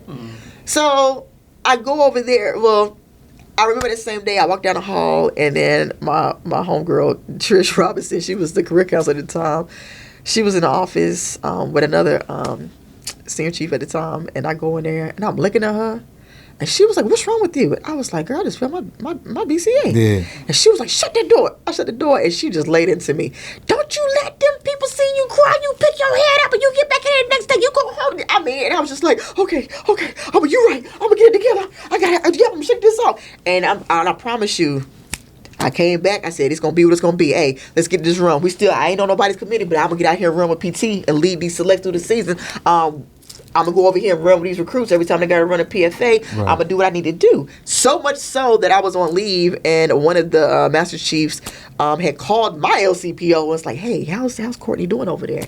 And he was like, oh, I love her because he could go on leave, not worry about anything. I'm briefing the CO, all the broke kids we got over in FIT, what we're doing, who's on what, recovery mission, whatever. He didn't have to worry about anything. And so he was like, hold on, you about to take her from me? And they were like, well, we'll talk to you later. And come to find out, that's when they pulled me to go work over as the LCPO of, the Golden 13, 1405. But with that being said, now remember, I can't get my MTS because I don't fail my BCA. And they were firing the LCPOs for not having their MTS. So I was like, don't make me a guinea pig by putting me in this spot. And I'm telling you, I don't meet the qualifications. Right. Yeah. Because in the instruction at the time, I think it was you had to pass like 2 PFAs back to back before you could redo or start over, your MTS qual. And I was coming up dink like that February, and I was just like, y'all about to try to get me again. And I said, you know what? It was crazy. So we ended up getting a new CMC, and he asked me about my situation. I just told him, and he was like, well, it sounds like you're trying to be a chief. And I was like, I am. I'm chiefing. Like this is what we do. You can't sit down and play victim when it was your fault. Get up and figure out how you're gonna recover from this. Right. I don't have time. So I'm like, no, this is serious. And so they, no kidding, I promise you, that December they ended up changing the MTS instruction to where I only had to pass 1 PFA. And I remember I got a text message. I was on leave, and they were like, hey, could you pass a mock PFA? And I was like, yeah, I can pass a mock PFA. No flying colors. They're like, okay, when you come back, we need to do a mock PFA. And I did that mock PFA, and that was when they were like, all right, pack your stuff. You go in 1305. And I was like, what? And then when they changed the instruction, then it came out in December, signed, sealed, delivered. I never stopped studying for my MTS. I still kept doing what I had to do, right? Because it's a lot. It's a lot. So I never stopped because command too. So I get it. It's a lot. Oh my goodness. And so I got mine Pensacola too. Because what I didn't want to happen was them give me an opportunity and I wasn't ready, and I never get the opportunity again. So I said, oh no, I'm gonna keep studying. And so myself and another chief, she was ITC at the time, we go and do our MTS board that following February and pass with flying colors in an hour.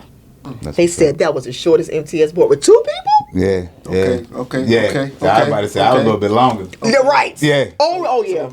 The Pensacola, they had me in there. I'm just telling you. Was MTS. Don't ask me none of that stuff. Don't ask me none of that, man. Don't you had a C square, M square. Okay, Einstein. I'm already qualified. I ain't got to answer. You know what I'm saying? I'm like, what? Listen, I'm still teaching. I'm good. And I still, look, am I coming there working still with his MTS badge? I'm like, so you proud of that thing? So, Ben, he just picked up the book. No, it ain't really no clear segue, so we just going to just turn left. Just jump into it. Yeah. I just want to read a couple of things out the book. Unapologetically favorite. 3 books, right? 3 books. 3 books. How did the first one come about? So this first one is funny. So it November 11th, around Veterans Day, people are all like, Happy Veterans Day. And I do not know, it ain't never bothered me before, but I don't know why this particular time, this year, this day, this hour, whatever, this moment, it bothered me. And I'm like, do these people know what they are really thanking veterans for when they're saying Happy Veterans Day?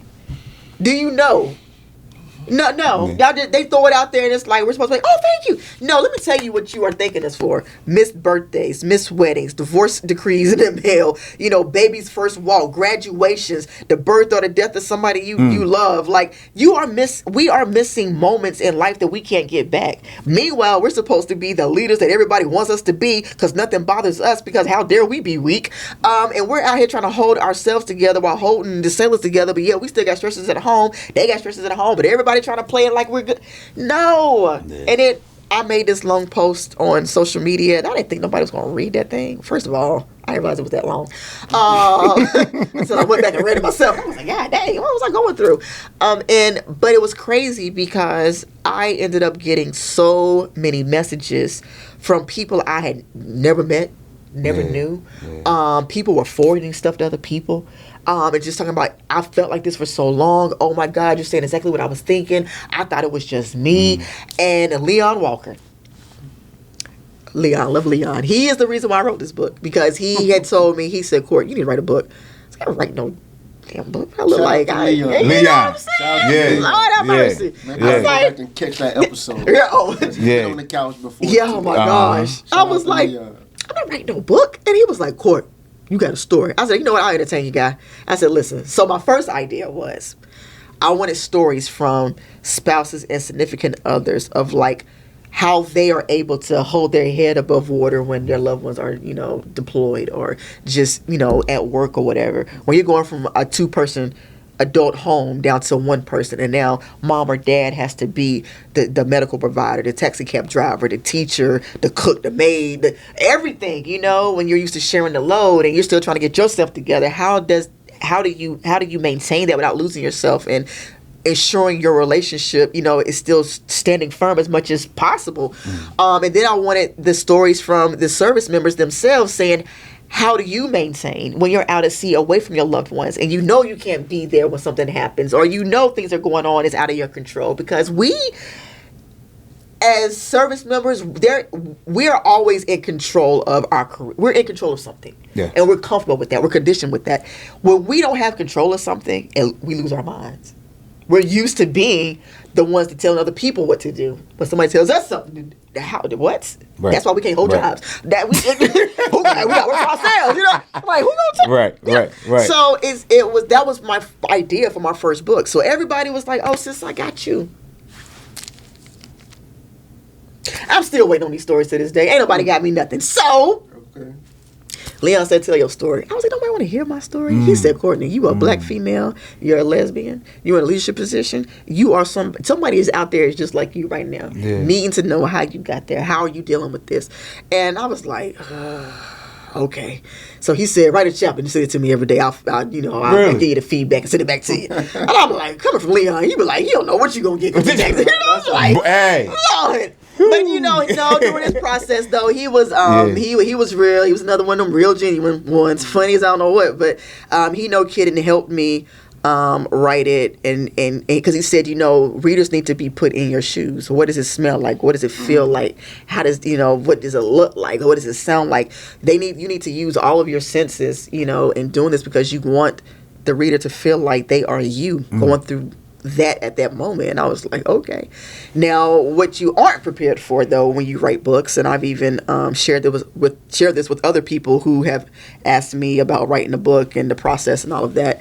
When you do write a book, and if you're writing about some events that is emotional in your life, and we think we've healed from things, we think we're okay, but when you have to write it down and you are having to write down and see and feel and bring up and like, how did it feel? What did I hear? What did I see? What did I smell?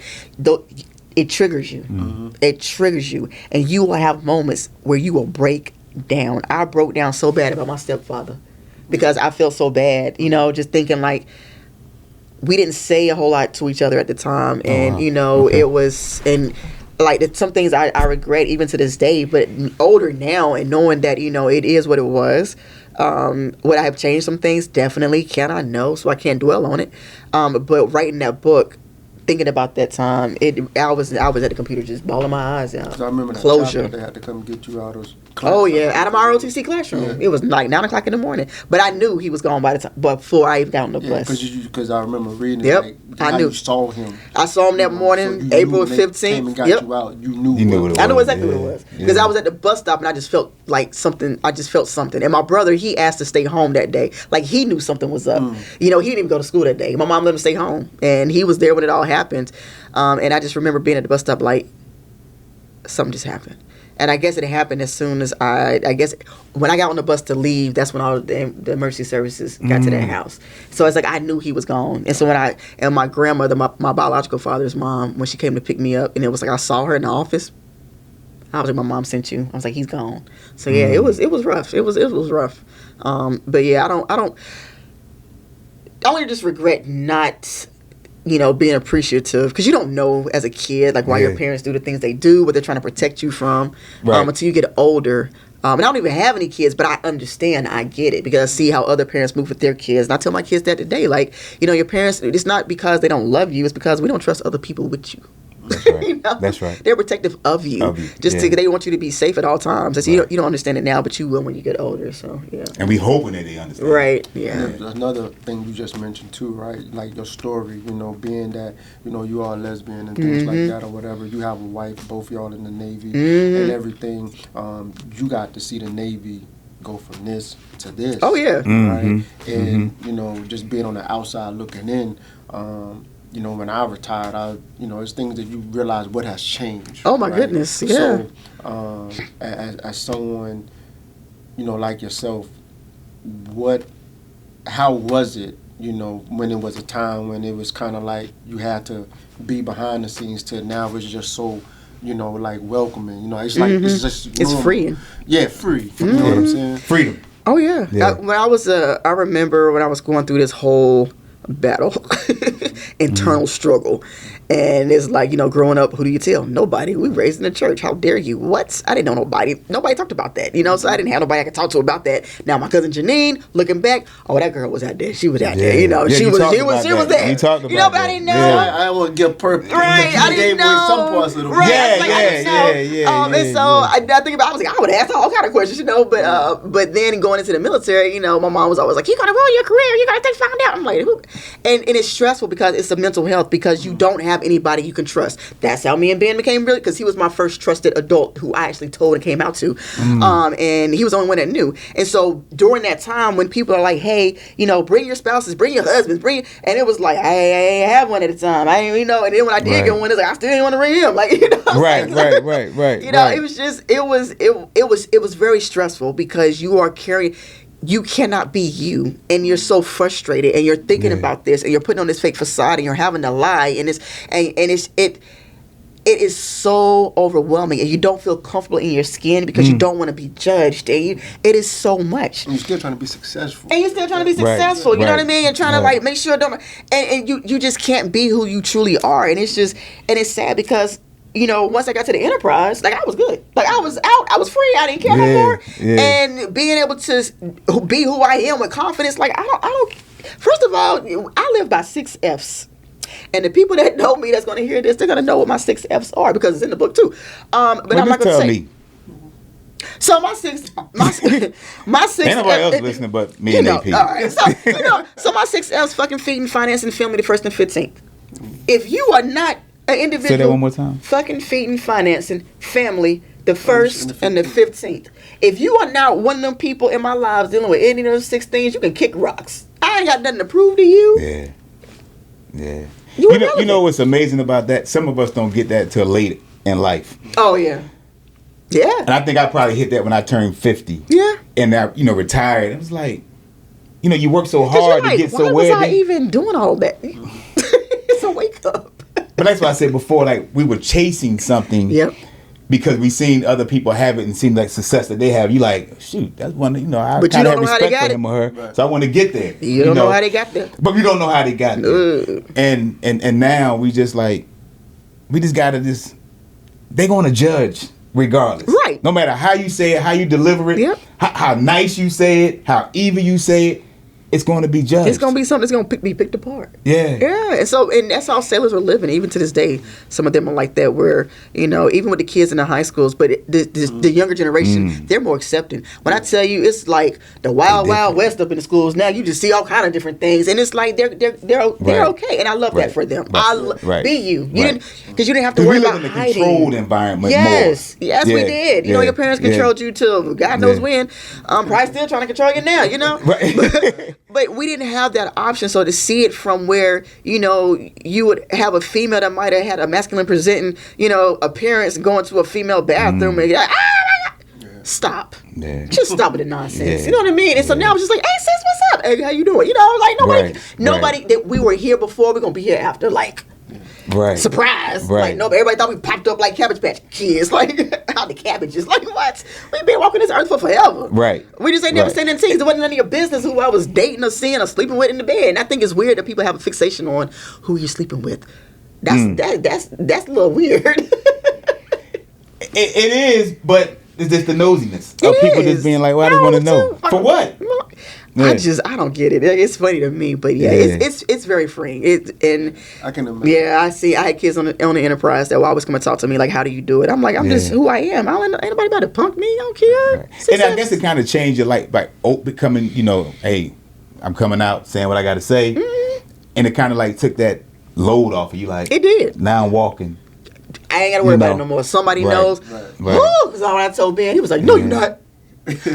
Why would I lie about something like that? But it was definitely freeing, and I ain't looked back ever since. And now, I tell people to, be who you truly are, wholly. You only get one life. This unapologetically favored. Yes. Yeah. It's not just a brand. No. Not just a brand. It's a lifestyle. It's a lifestyle. It's a lifestyle. Yeah. It's nice. So people are so scared of speaking the truth because they don't want to lose a friend or a family member. If you can't be honest, then that person was never your friend and is not considered family. Real people have nothing to gain when they are trying to stop you from falling off a cliff.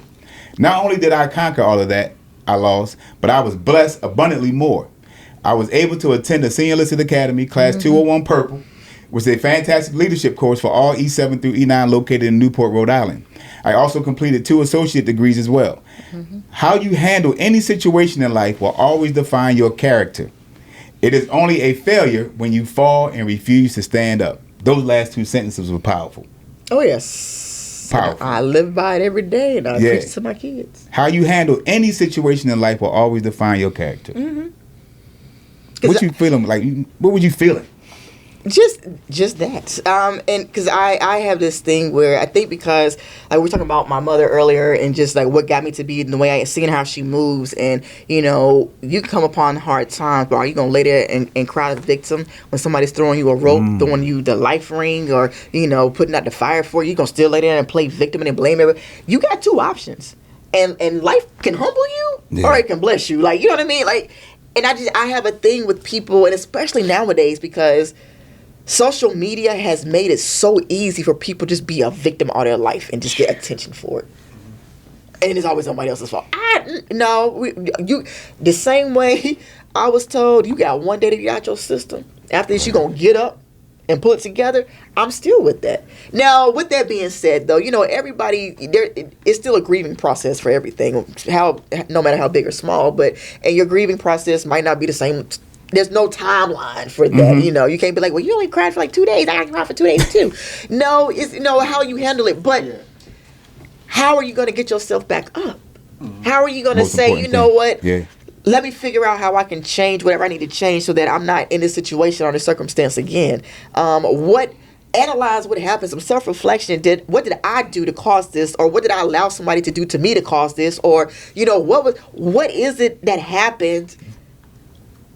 So I don't know what not to do or how to navigate that next time or whatever the case may be. But, you know, I don't like the victim mentality that a lot of people carry these days, because they wonder why they can't get anywhere. And it's always, why me?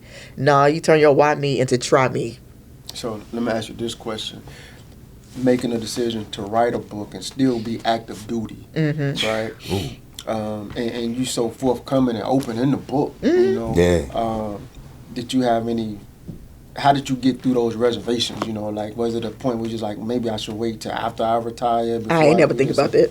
Really? I ain't never thinking about that. Straight really? I just never thought about it. Just all gas. I never thought about I'd wait till after I retire. I was like, for what? Okay. Nope. I did not. I never thought about after retire. I was like, I'm gonna do it, because my focus was, when I was getting those messages and people were telling me, sis, I felt the same way, or I was struggling myself, and no, they needed to hear this now. Those people needed that now. Not 5 years from now. They're going to be like, oh, yeah, I went through that a long time ago. That's cool. You know what I mean? Like, I wanted to get people now while they were needing it now. You know, so that was my purpose of publishing it at that moment. So whatever was going to happen was going to happen. And I was ready to face whatever consequences somebody thought it was going to give me. Did never hit no negative feedback on it, like nothing. No. If they did, nobody ever said anything. Oh, okay. You know, people probably talk to other people, right? Right. Because some of them names, you know, some of them names, I'm like, do I know this person? 6F, so listen, hey, I had no shame whatsoever. It's my story. It's my truth. You know, so you can't get mad at me for telling my story. You can tell your story, like, you know, just. But they say now the new phrase, I don't know if maybe it was 25. Beginning of 26, standing on business. You were standing on business 10 toes down. Long time ago. 10 toes down. Yeah, I don't know what they was doing. 10 toes down, all 10 toes. I probably had my hand at 20 digits. Like, hands and feet. Just twisted. Just all the way down. Like, yeah. That's what's up. And then what prompted you to go into book 2 and book 3? So I was on my social media pages. I was always posting just motivational things. Things that would come to me, or and if a conversation with somebody or something that took place that day that sparked a phrase, or somebody said something and I was like, you know what, there's a lot to unpack from that, and I would just kind of expound on it. Like I would post a phrase and just kind of expound on, you know, whatever that area around that phrase, whatever it was. And I was doing it so much, like all the time. And one of my friends, she noticed that I didn't post something one day. And I was like, you really read that stuff? She was like, yes. And I get my coffee and I'm waiting for my, my post, my daily post to get me going. And I was like, oh, well, you know what? Why don't I just go back on my social media and print out everything that I have, put it into a book, and you can have it for forever. So that's how the second book came about. And then I ended up just breaking it up into just different categories. And then my third book kind of evolved kind of while I was doing the coaching, and I saw how, questions could invoke thought processes and reflection and just open, honest truths about yourself and others and, what you want to do with your life. And I said, this is kind of powerful. And so, you got to own who you are so you can level up. You want to achieve greatness in life. Be real and be true to yourself. Stop faking it for people, because once they find out you fake, nobody wants to deal with you anymore. So be open and honest. The right people will navigate and gravitate towards you. You don't have to, try to impress nobody. So it's like own your power and just level up. Own what you have and level up. And we don't realize that, we do harness a lot of power in life, just by our impact and our voices and, our interactions with people. We take it for granted. And this, everybody has something in them that can be shared with other people that would impact them in a positive way. So I did a lot of, the third book is a lot of like my second book, but the third book is more of a self-reflection book, because now you got questions in there. Oh, okay. What are 3 things in your life that bring you happiness? Who is somebody in your life that you want to forgive? What limited beliefs do you hold that are keeping you from being your true, whole, authentic self? Just different questions that you have to answer, to kind of just sit back and reflect on who you are. And, are you giving your power away by allowing people to validate you instead of you validating yourself first? Like, if you validate yourself and know who you are, I don't need your validation for nothing, because I know who I am, what I bring to the table. That's right. But social media is that if you don't like my post, then that means you don't like me. What? Not true.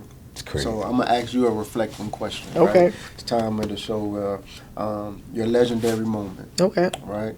A moment that, whether it's in uniform, out of uniform, where you find your purpose. If it's in uniform, it's okay, this is when this is not just a job, this is me, this is what I'm doing, this is when I take this serious, but your legendary moment, someone who has worn as many hats as you, I'm interested to see what would you define as you reflect to be your legendary moment. My legendary moments. It's going to sound so... That's your moment. Yeah. You're right. Yeah. My entire Navy career. Okay. Because, and this is why I say this, because everything I share with my sailors, I share with my students today. Okay. We all want to be great in life, but we think that greatness is going to show up in a box like the Amazon boxes do on your front doorstep, right? You got to put in work. Absolutely. And sometimes putting in that work means you might have to walk through the depths of hell, right? And you can even sit down there and burn to death, or you can figure your way up out of that, right? Figure your way up out of that. But everything you go through in life is preparing you for the next step in your life. But we get so caught up in the negative. Why did this happen to me? Oh my God, why me? Why you? Because he's trying to give you a test and you keep failing. You keep failing because you keep doing the same thing over again, or you're not grateful when you're still down. You know what? I might not have no money right now, but I got a roof over my head. I'm in good health, and I got food on the table. My mom might have passed, but I have all these memories with her that can't nobody take away.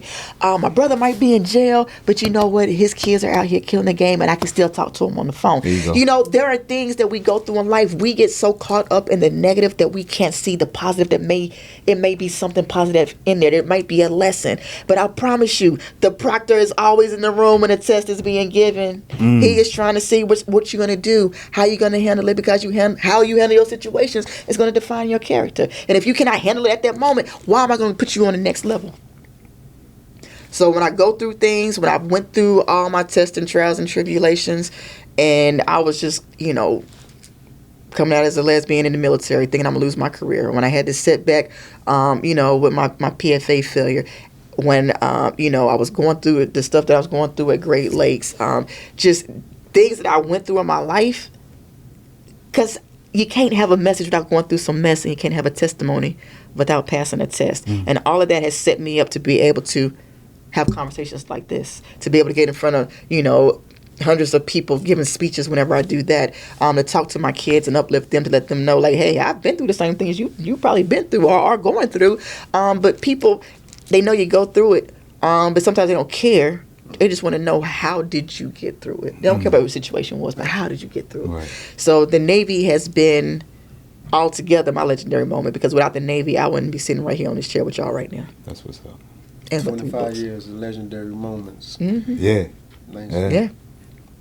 Yeah, probably more good than bad, I'm sure. Oh yeah, always. Yeah, Always. yeah. Yeah. That's everything. That's Yeah, everything. And not only that, like post retirement, you still in the uniform. Still in the right? uniform. Yeah, Took it off. 2 days a Took week. it off. Just but not next week though. Took it off and put it on. We pick and choose. Yeah. My kids' Yeah. AB schedule Tuesday, because I always said I want my females to know what a female in uniform looks like and have There you a go. role model. So if they're gonna do it, I'm gonna do it. There you So go. I would never have to do something I wouldn't do, or just I'll do this, do as I say, not as I do type mentality. That's not me. So I represent for my ladies, and my ladies been holding me down, and I'm proud of them. That's what's So up, man. how is that the same, or how is it different?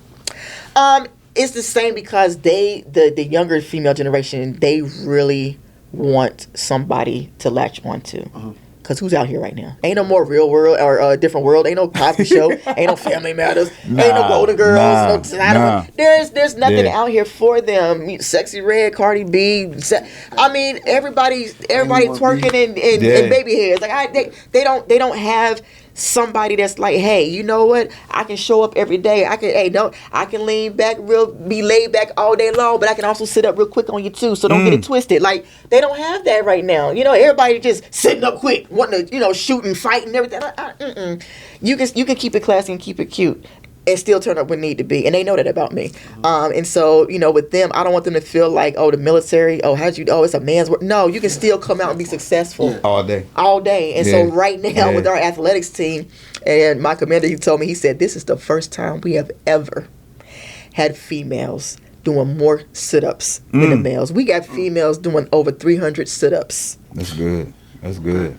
Now, right now, I probably can't even do 25. However, I'm like, that's too listen, minutes. Listen, and it's crazy because he is just like flabbergasted, and they're like, what are you doing? Your presence has a purpose, and I tell people that it matters. Yeah. It matters everywhere you go. If you can show up and encourage them and be like, I need y'all to hold this down. I said, we going in this. I said, y'all better go out there and own that. I talk to them like that all the time. Go own it. Yeah. And it's just, okay, Master Chief, we got it. Are we gonna go in there? Just getting them hype. And I think, like, even this year, it's like a lot of females in the unit altogether. But your representation in whatever form, wherever you go, it absolutely matters, because you don't realize the power of your presence, when you show up. Because when you show up, others will follow. So, yeah. Was that something you always wanted to do, or you knew you wanted to do once you got out, or it just kind of fell in your direction? So I thought about it when I was at Great Lakes, and Leon came over to do my NDOC, and he was telling us about how they do like the NJROTC certifications, and it was a fleeting thought. When I was at Great Lakes, we always volunteered at the local high schools to do drill competitions on Saturdays. And I remember there was one instructor who told me it was the best kept secret ever. Like, I always remember that. I hear that a lot. Now Especially you got one of them MTS jobs, like, it comes up. Yeah, it does. Yeah. Training coming Now, you would have to be understand. Now, if you are with like my unit, my high school, we are highly competitive. We have high standards. I mean, my kids come in 4:45 in the morning, 5 days a week.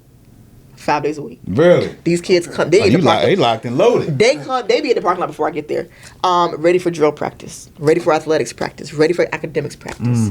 And when I say they hold each other to a standard. When somebody messes up, they gonna get on them. If somebody don't show up, they gonna get on them. They stay after school. Hey, to knock out things, we got to knock. These kids are at school, like, dedicated, committed to the process. And they do it, and they see the fruits of their labor. We do drill competitions. We first place in everything. And it's not a brag, but it's the show that when you put in the work and the effort, what you put into life is what you're gonna get out of it. And that's what I tell them. And I also tell them, I don't get my behind up this early in the morning to come out here for this practice, but to go to a competition and lose. Cause then why are we getting here this early? Right. Stop wasting my time and your mama and daddy time. School out. Yeah. What school? What's the name of the school? No, Green Run High School. in shout out to Virginia Beach. Green Run High School. Hey, I don't know. I'm only going by what she's saying. She's saying she's shutting down all the high schools No, around that's here not what in I'm this Hampton saying. Roads Don't do area. that. Don't come for me. Dre, I'm just letting you know, bro. Oh, Step your game up, man. Lord. Step your game up.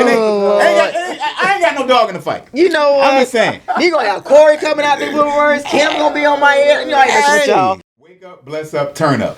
Music is a healer. When the sun is shining, the weather is beautiful, I can't help but to turn on some good music and think about how he brought me through. Music takes you back in time, gives you words that you need to hear, makes you think about where you've been and where you're going. It provides closure for all those unanswered questions we may have. It can dry our tears, mend our broken hearts, soothe a baby to sleep, and wake us up out of a funk. Music is life, and life is love. Dope. And I'm so big because we music is everything. Oh, that's the one thing that brings everybody together. Music is everything. And how that happens, I don't know. From a baby, we just been dealing with music, learning ABCs to where we at right now. Genres of music, this different stuff, but it soothes the soul. When you're sitting in there having a bad day, Yeah. and because there's songs that we have that trigger us. Like, I can't listen to that song, because it stirs up that emotion. It makes us vulnerable. You're just like, And then you have songs that you hear, and you're like, oh, that's my, turn it up. Your mom do that in the kitchen, being a good time. There's just some things about, songs that we can connect to because it's storytelling. It might be telling, giving you the words to your life that you never thought about before, or just I don't know, giving you a playbook of what you need to be doing with your life, or go in and drop that dude, or go out and get you that new woman. Like, I'm just saying, it is, and it's the one thing. And I always say it's like Christmas lights. Christmas lights put everybody at peace and brings everybody together too. Because I don't care who you are, you gonna ride through somebody's neighborhood, look at some Christmas lights. It's just crazy. Christmas lights. Music's the same way. And it doesn't have to be the same genre for everybody. Just whatever your music is. You have your music, and you know that, what, I can just listen to this and just don't talk. Just let it play. Just that type of thing. Yeah. It is, music is life. Yeah. And if your music is good in life, then life's gonna be love. It's gonna be nice. That's right. No stress. Were you a huge Aaliyah fan? Yes and no. Like, it wasn't. I wasn't like, oh my God. So your era is 90s. Yes. Yep. That's Aaliyah era, right? It is. But okay. So who were you listening to in the 90s? Like, I was the Mary J. Blige. I was the Jodeci. I was the like DMX. I was the Eve. TLC. Not New Edition. Boys to Men. Tevin Campbell. Oh my goodness, who else was out there? Salt Pepper's doing a little something at the time. Right. In Vogue. Like. Yeah, the girl. She 80, 90. She's yeah. In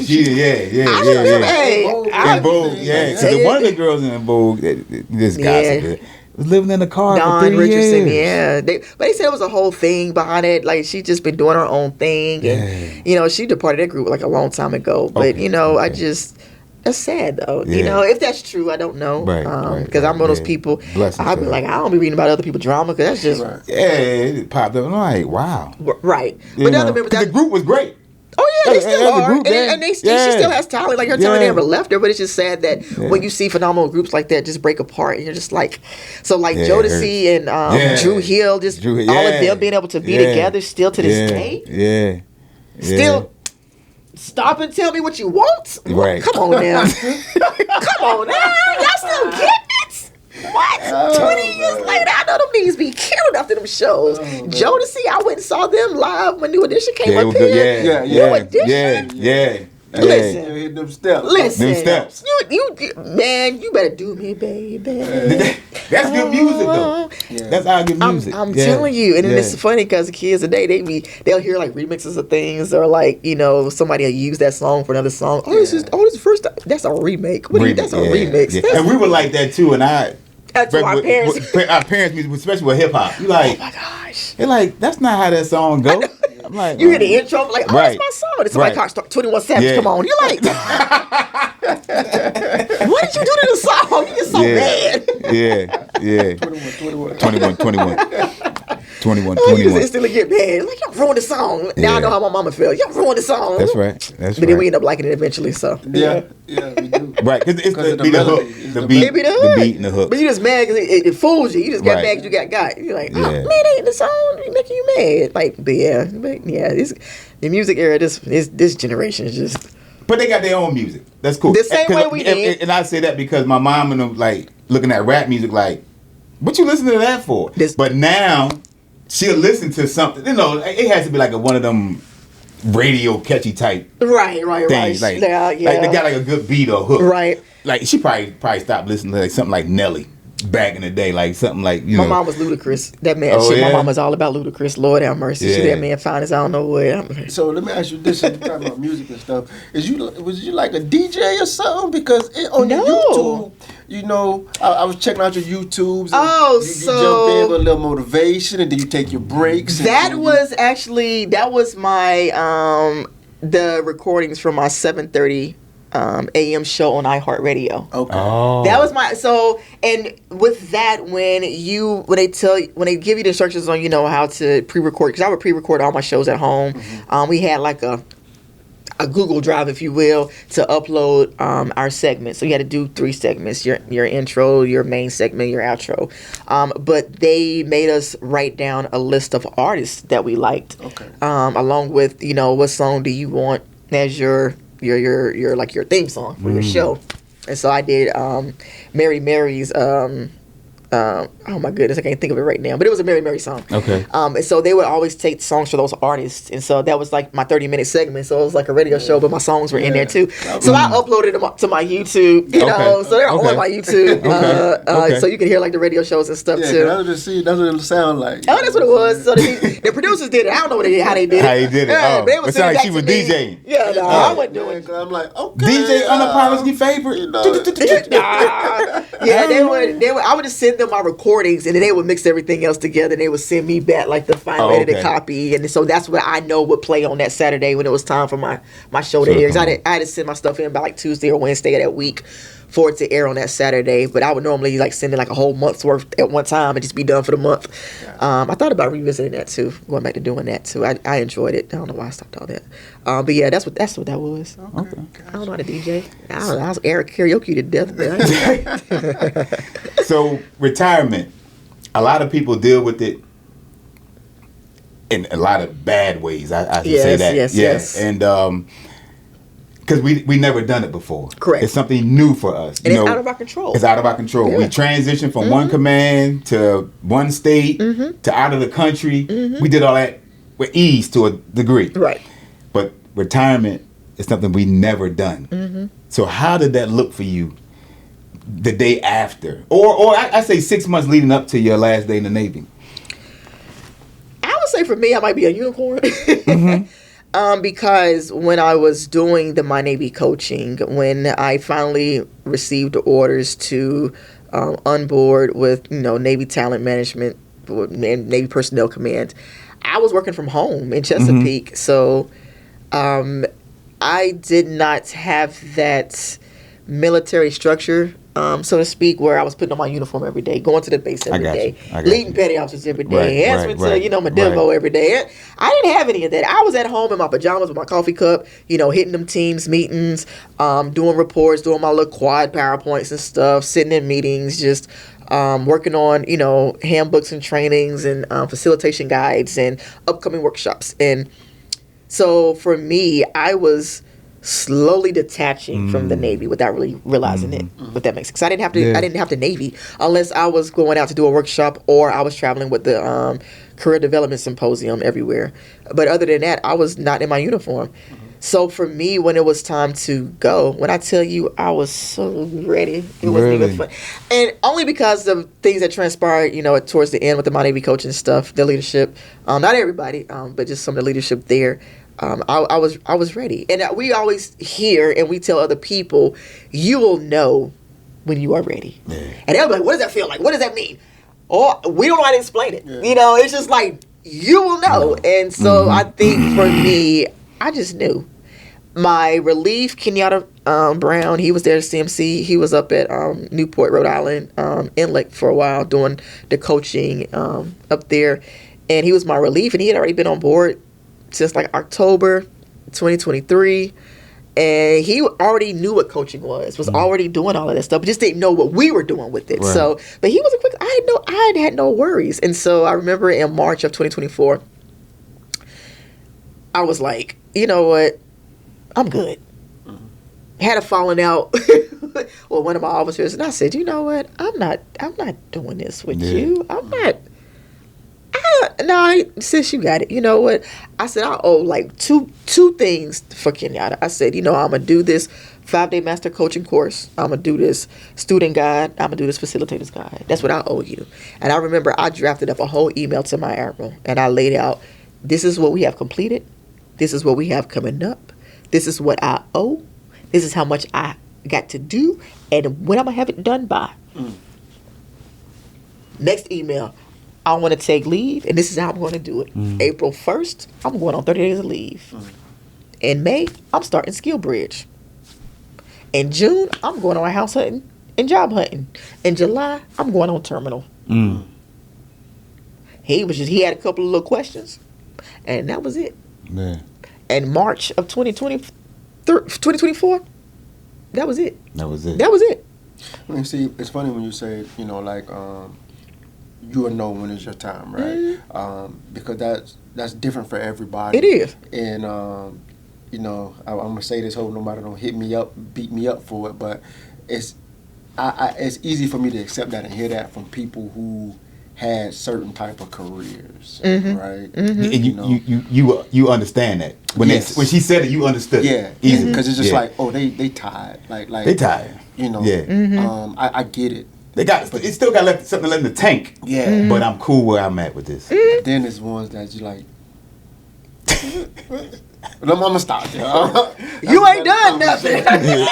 You ain't even sweat. You sit behind the computer all day. What you tired of? Sitting there, stand up. They got them desks to stand up. You can take that as a metaphor, as a direct, however you want to take it. But everybody's tired for me to, is different. You know what I'm saying? Everybody's tired is gonna look different. Everybody's tired is different. But for me, it was. I was good where I was at. Yeah. I was a Master Chief, couldn't go to E10. No. So what was I hanging on for 6 more years? 6 more years, what was I hanging on for? Yeah. Right. When there were other people who I knew wanted to have an opportunity to rank up, that still had something to give, that still wanted to go out there and do God's work for. I was good with. I had no regrets. There wasn't anything that I was like, oh, let me just stay in a couple of minutes. I still got to get this done. I had nothing left to accomplish. I came, I saw, I conquered. Yeah, so I was solid, and that was for me. That's when I knew it was time to go. I didn't want to just take up space. Yeah, because I knew I would have got lazy. I would have just been like on the road program, like, you know what I mean. I just would have just been. Y'all would be like, what Master Chief had? She left. I would have had a medical appointment every day. I know, you know what I mean. So I'm not gonna waste. Don't waste my time. I'm not gonna waste yours. I'm not gonna waste nobody's time with that. And that's just real for me. So I knew. I'm good. Yeah. I'm good. I can go do something to be great in the next part of my life. So I'm still young too. Like, man, what? We can go on second careers. I'm on my second career right now. Right now, you ain't even far removed. You're still putting you're still right there. You still It's still easy. You know what I mean? It's still doing the same thing I was doing in the Navy, just at a different level with a higher impact, I guess. Yeah. So it's I can still do what I'm doing, just not bound and gagged by the government. I mean, I kind of am, but they still pay me, so to speak. But for me, that's when I knew. For me, and that's why I say I can't speak for other people. I don't know what your I'm good is gonna be. I know what my good was. I know what. I'm ready. You know what I mean? Yeah. And that was at 25 years. It might be 20 for somebody else. Might be 30 for the next one. For me at 25, I was good. Yeah. I was good. Yeah. And it's not like you calling somebody and say, hey, can you help me pay this? Or can you help me take care of this? Like, I ain't bothering nobody. I ain't bothering nobody. Yeah. So, I have no complaints. Y'all know that life. Hey, it's good out here. Hey. Shoot. I got my text message earlier today. Look. You know that text message? Oh, okay. But hey, I'm telling you, I VA text message. oh, that's wonderful, boy. Now They come through. and listen, that's wonderful. Yeah, they come through. It won't let you down. Won't let you down. You know, that's my leading question to a lot of people. Like, how the VA treating you? Because I'm like, I ain't got no complaints. They have were none. giving me so much stuff. I'm like, God dang, That's what I'm saying. I have none. Yeah. Me and the VA cool. My PCM, I go in, she's like, hey, Court, what you need? I'm just like, how you feeling? Need anything? You got this? When they first of all, I get all my prescriptions in the mail, so I'm not going to the pharmacy to pick up anything. Come on now. I go on my phone, refill. The stuff comes to my house. But when that big old bottle of naproxen showed up, it was like 500. I was like, who's taking this in? Hey. What? It's like, I said, okay. We supply you with enough of all you cuff. need. I got like Whatever you Clishes. Like, whatever you need. Oh That's why I say I'm cool with them. I have anything cool that I need. I have, they follow up. They ask questions. Like, I have not. When I tell you, stress is like, what stress? Yeah. And I can't understand how somebody can miss an appointment at the VA.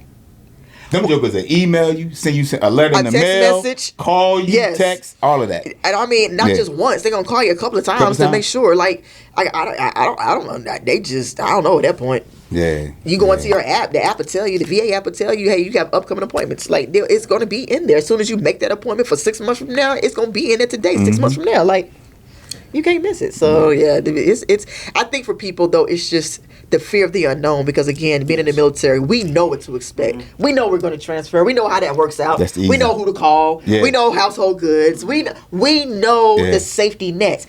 We don't know the safety nets outside of that. Nah. And you do it one time. You do it one time. You know, when you transfer, wow. The next transfer is easier. Yes. The next transfer is a piece of cake. Yes. You do it with your eyes closed. But Yeah. with this right here, you do it one time. You don't know if you did it right or wrong. You don't know.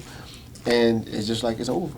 And it's just like, what happened? Yeah. And until you hear somebody else and say, You ain't get that? You didn't. Right. You ain't know about. You didn't file for. I did it wrong. Listen, that's another episode. That's what me and Mill's conversation was about yesterday. We had that conversation. Listen, that was him and our conversation last night for an hour and a half. I'm telling you. 20 minutes. I'll give you 15 minutes on you. The other hour 15 was on some disability stuff. Yeah. I'm telling you, because people don't know what they don't know. And so even like right now, I've had some Master Chiefs that don't kid and text me. And one of them, he asked me if I would be his sponsor. So I'm going down the list. Hey, did you go order your entire medical record to ask for your alternate notes? Did you go over? Did you ask for all your stuff to be put on the CD for your x-rays? Anything you had x-rayed, MRI, put on the CD. Did you go online to see? I said, do you know that what's it called when you like deployed to the Persian Gulf or just been around like jet fuel and AFFF and asbestos and lead? I said all of that stuff matters. I said write down every single place you have been, every single thing that's hurt in your body, from the top of your head to the bottom of your foot, even the stuff that you don't think mattered. Indigestion? I didn't know that was GERD.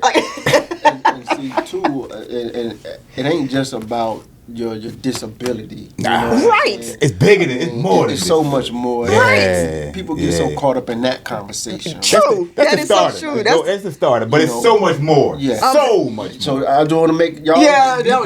It's so much more. It's so many different programs. Yeah. That part. Yeah. The benefits of it being a retired veteran. Doing a small business. Even the entrepreneurship stuff. The taxes. Certain programs they just have for females. Oh, yeah. So it's all there. It's all there. It's a lot of stuff out there, but I mean, once it is funny because I remember Leon told me, no kidding, he said, Court, if I would have known then what I know now, I probably would have retired earlier. And I was like, what?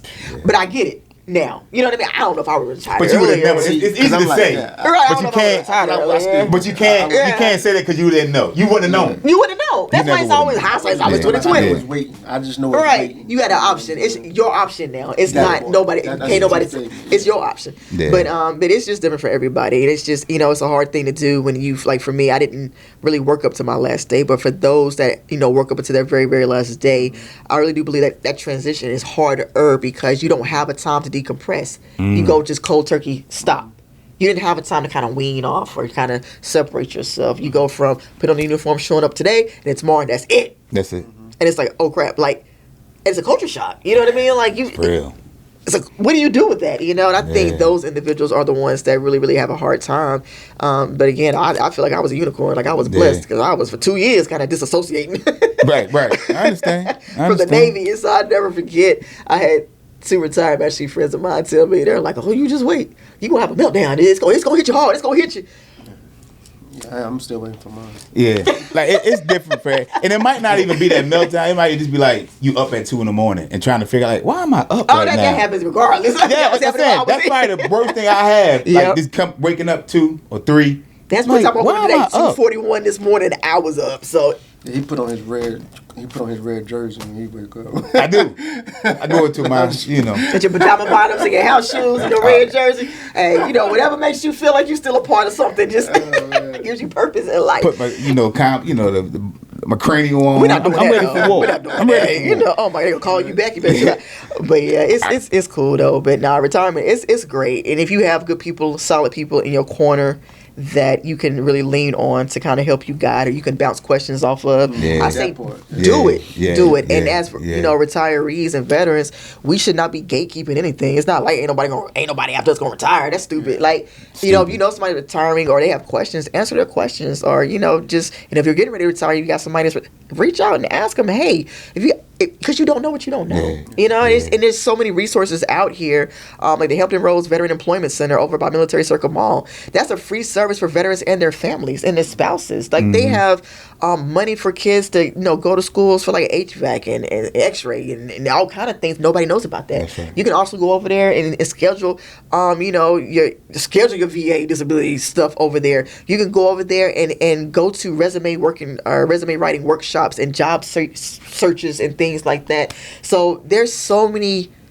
resources out here, so many avenues of help, but we don't, because we're taught to we're not supposed to be in need. Right. We're supposed to already have it figured out. No, you don't know everything. Not this side of the house. You don't know everything. Humble yourself and ask if you need help. Closed mouths don't get fed. Yeah.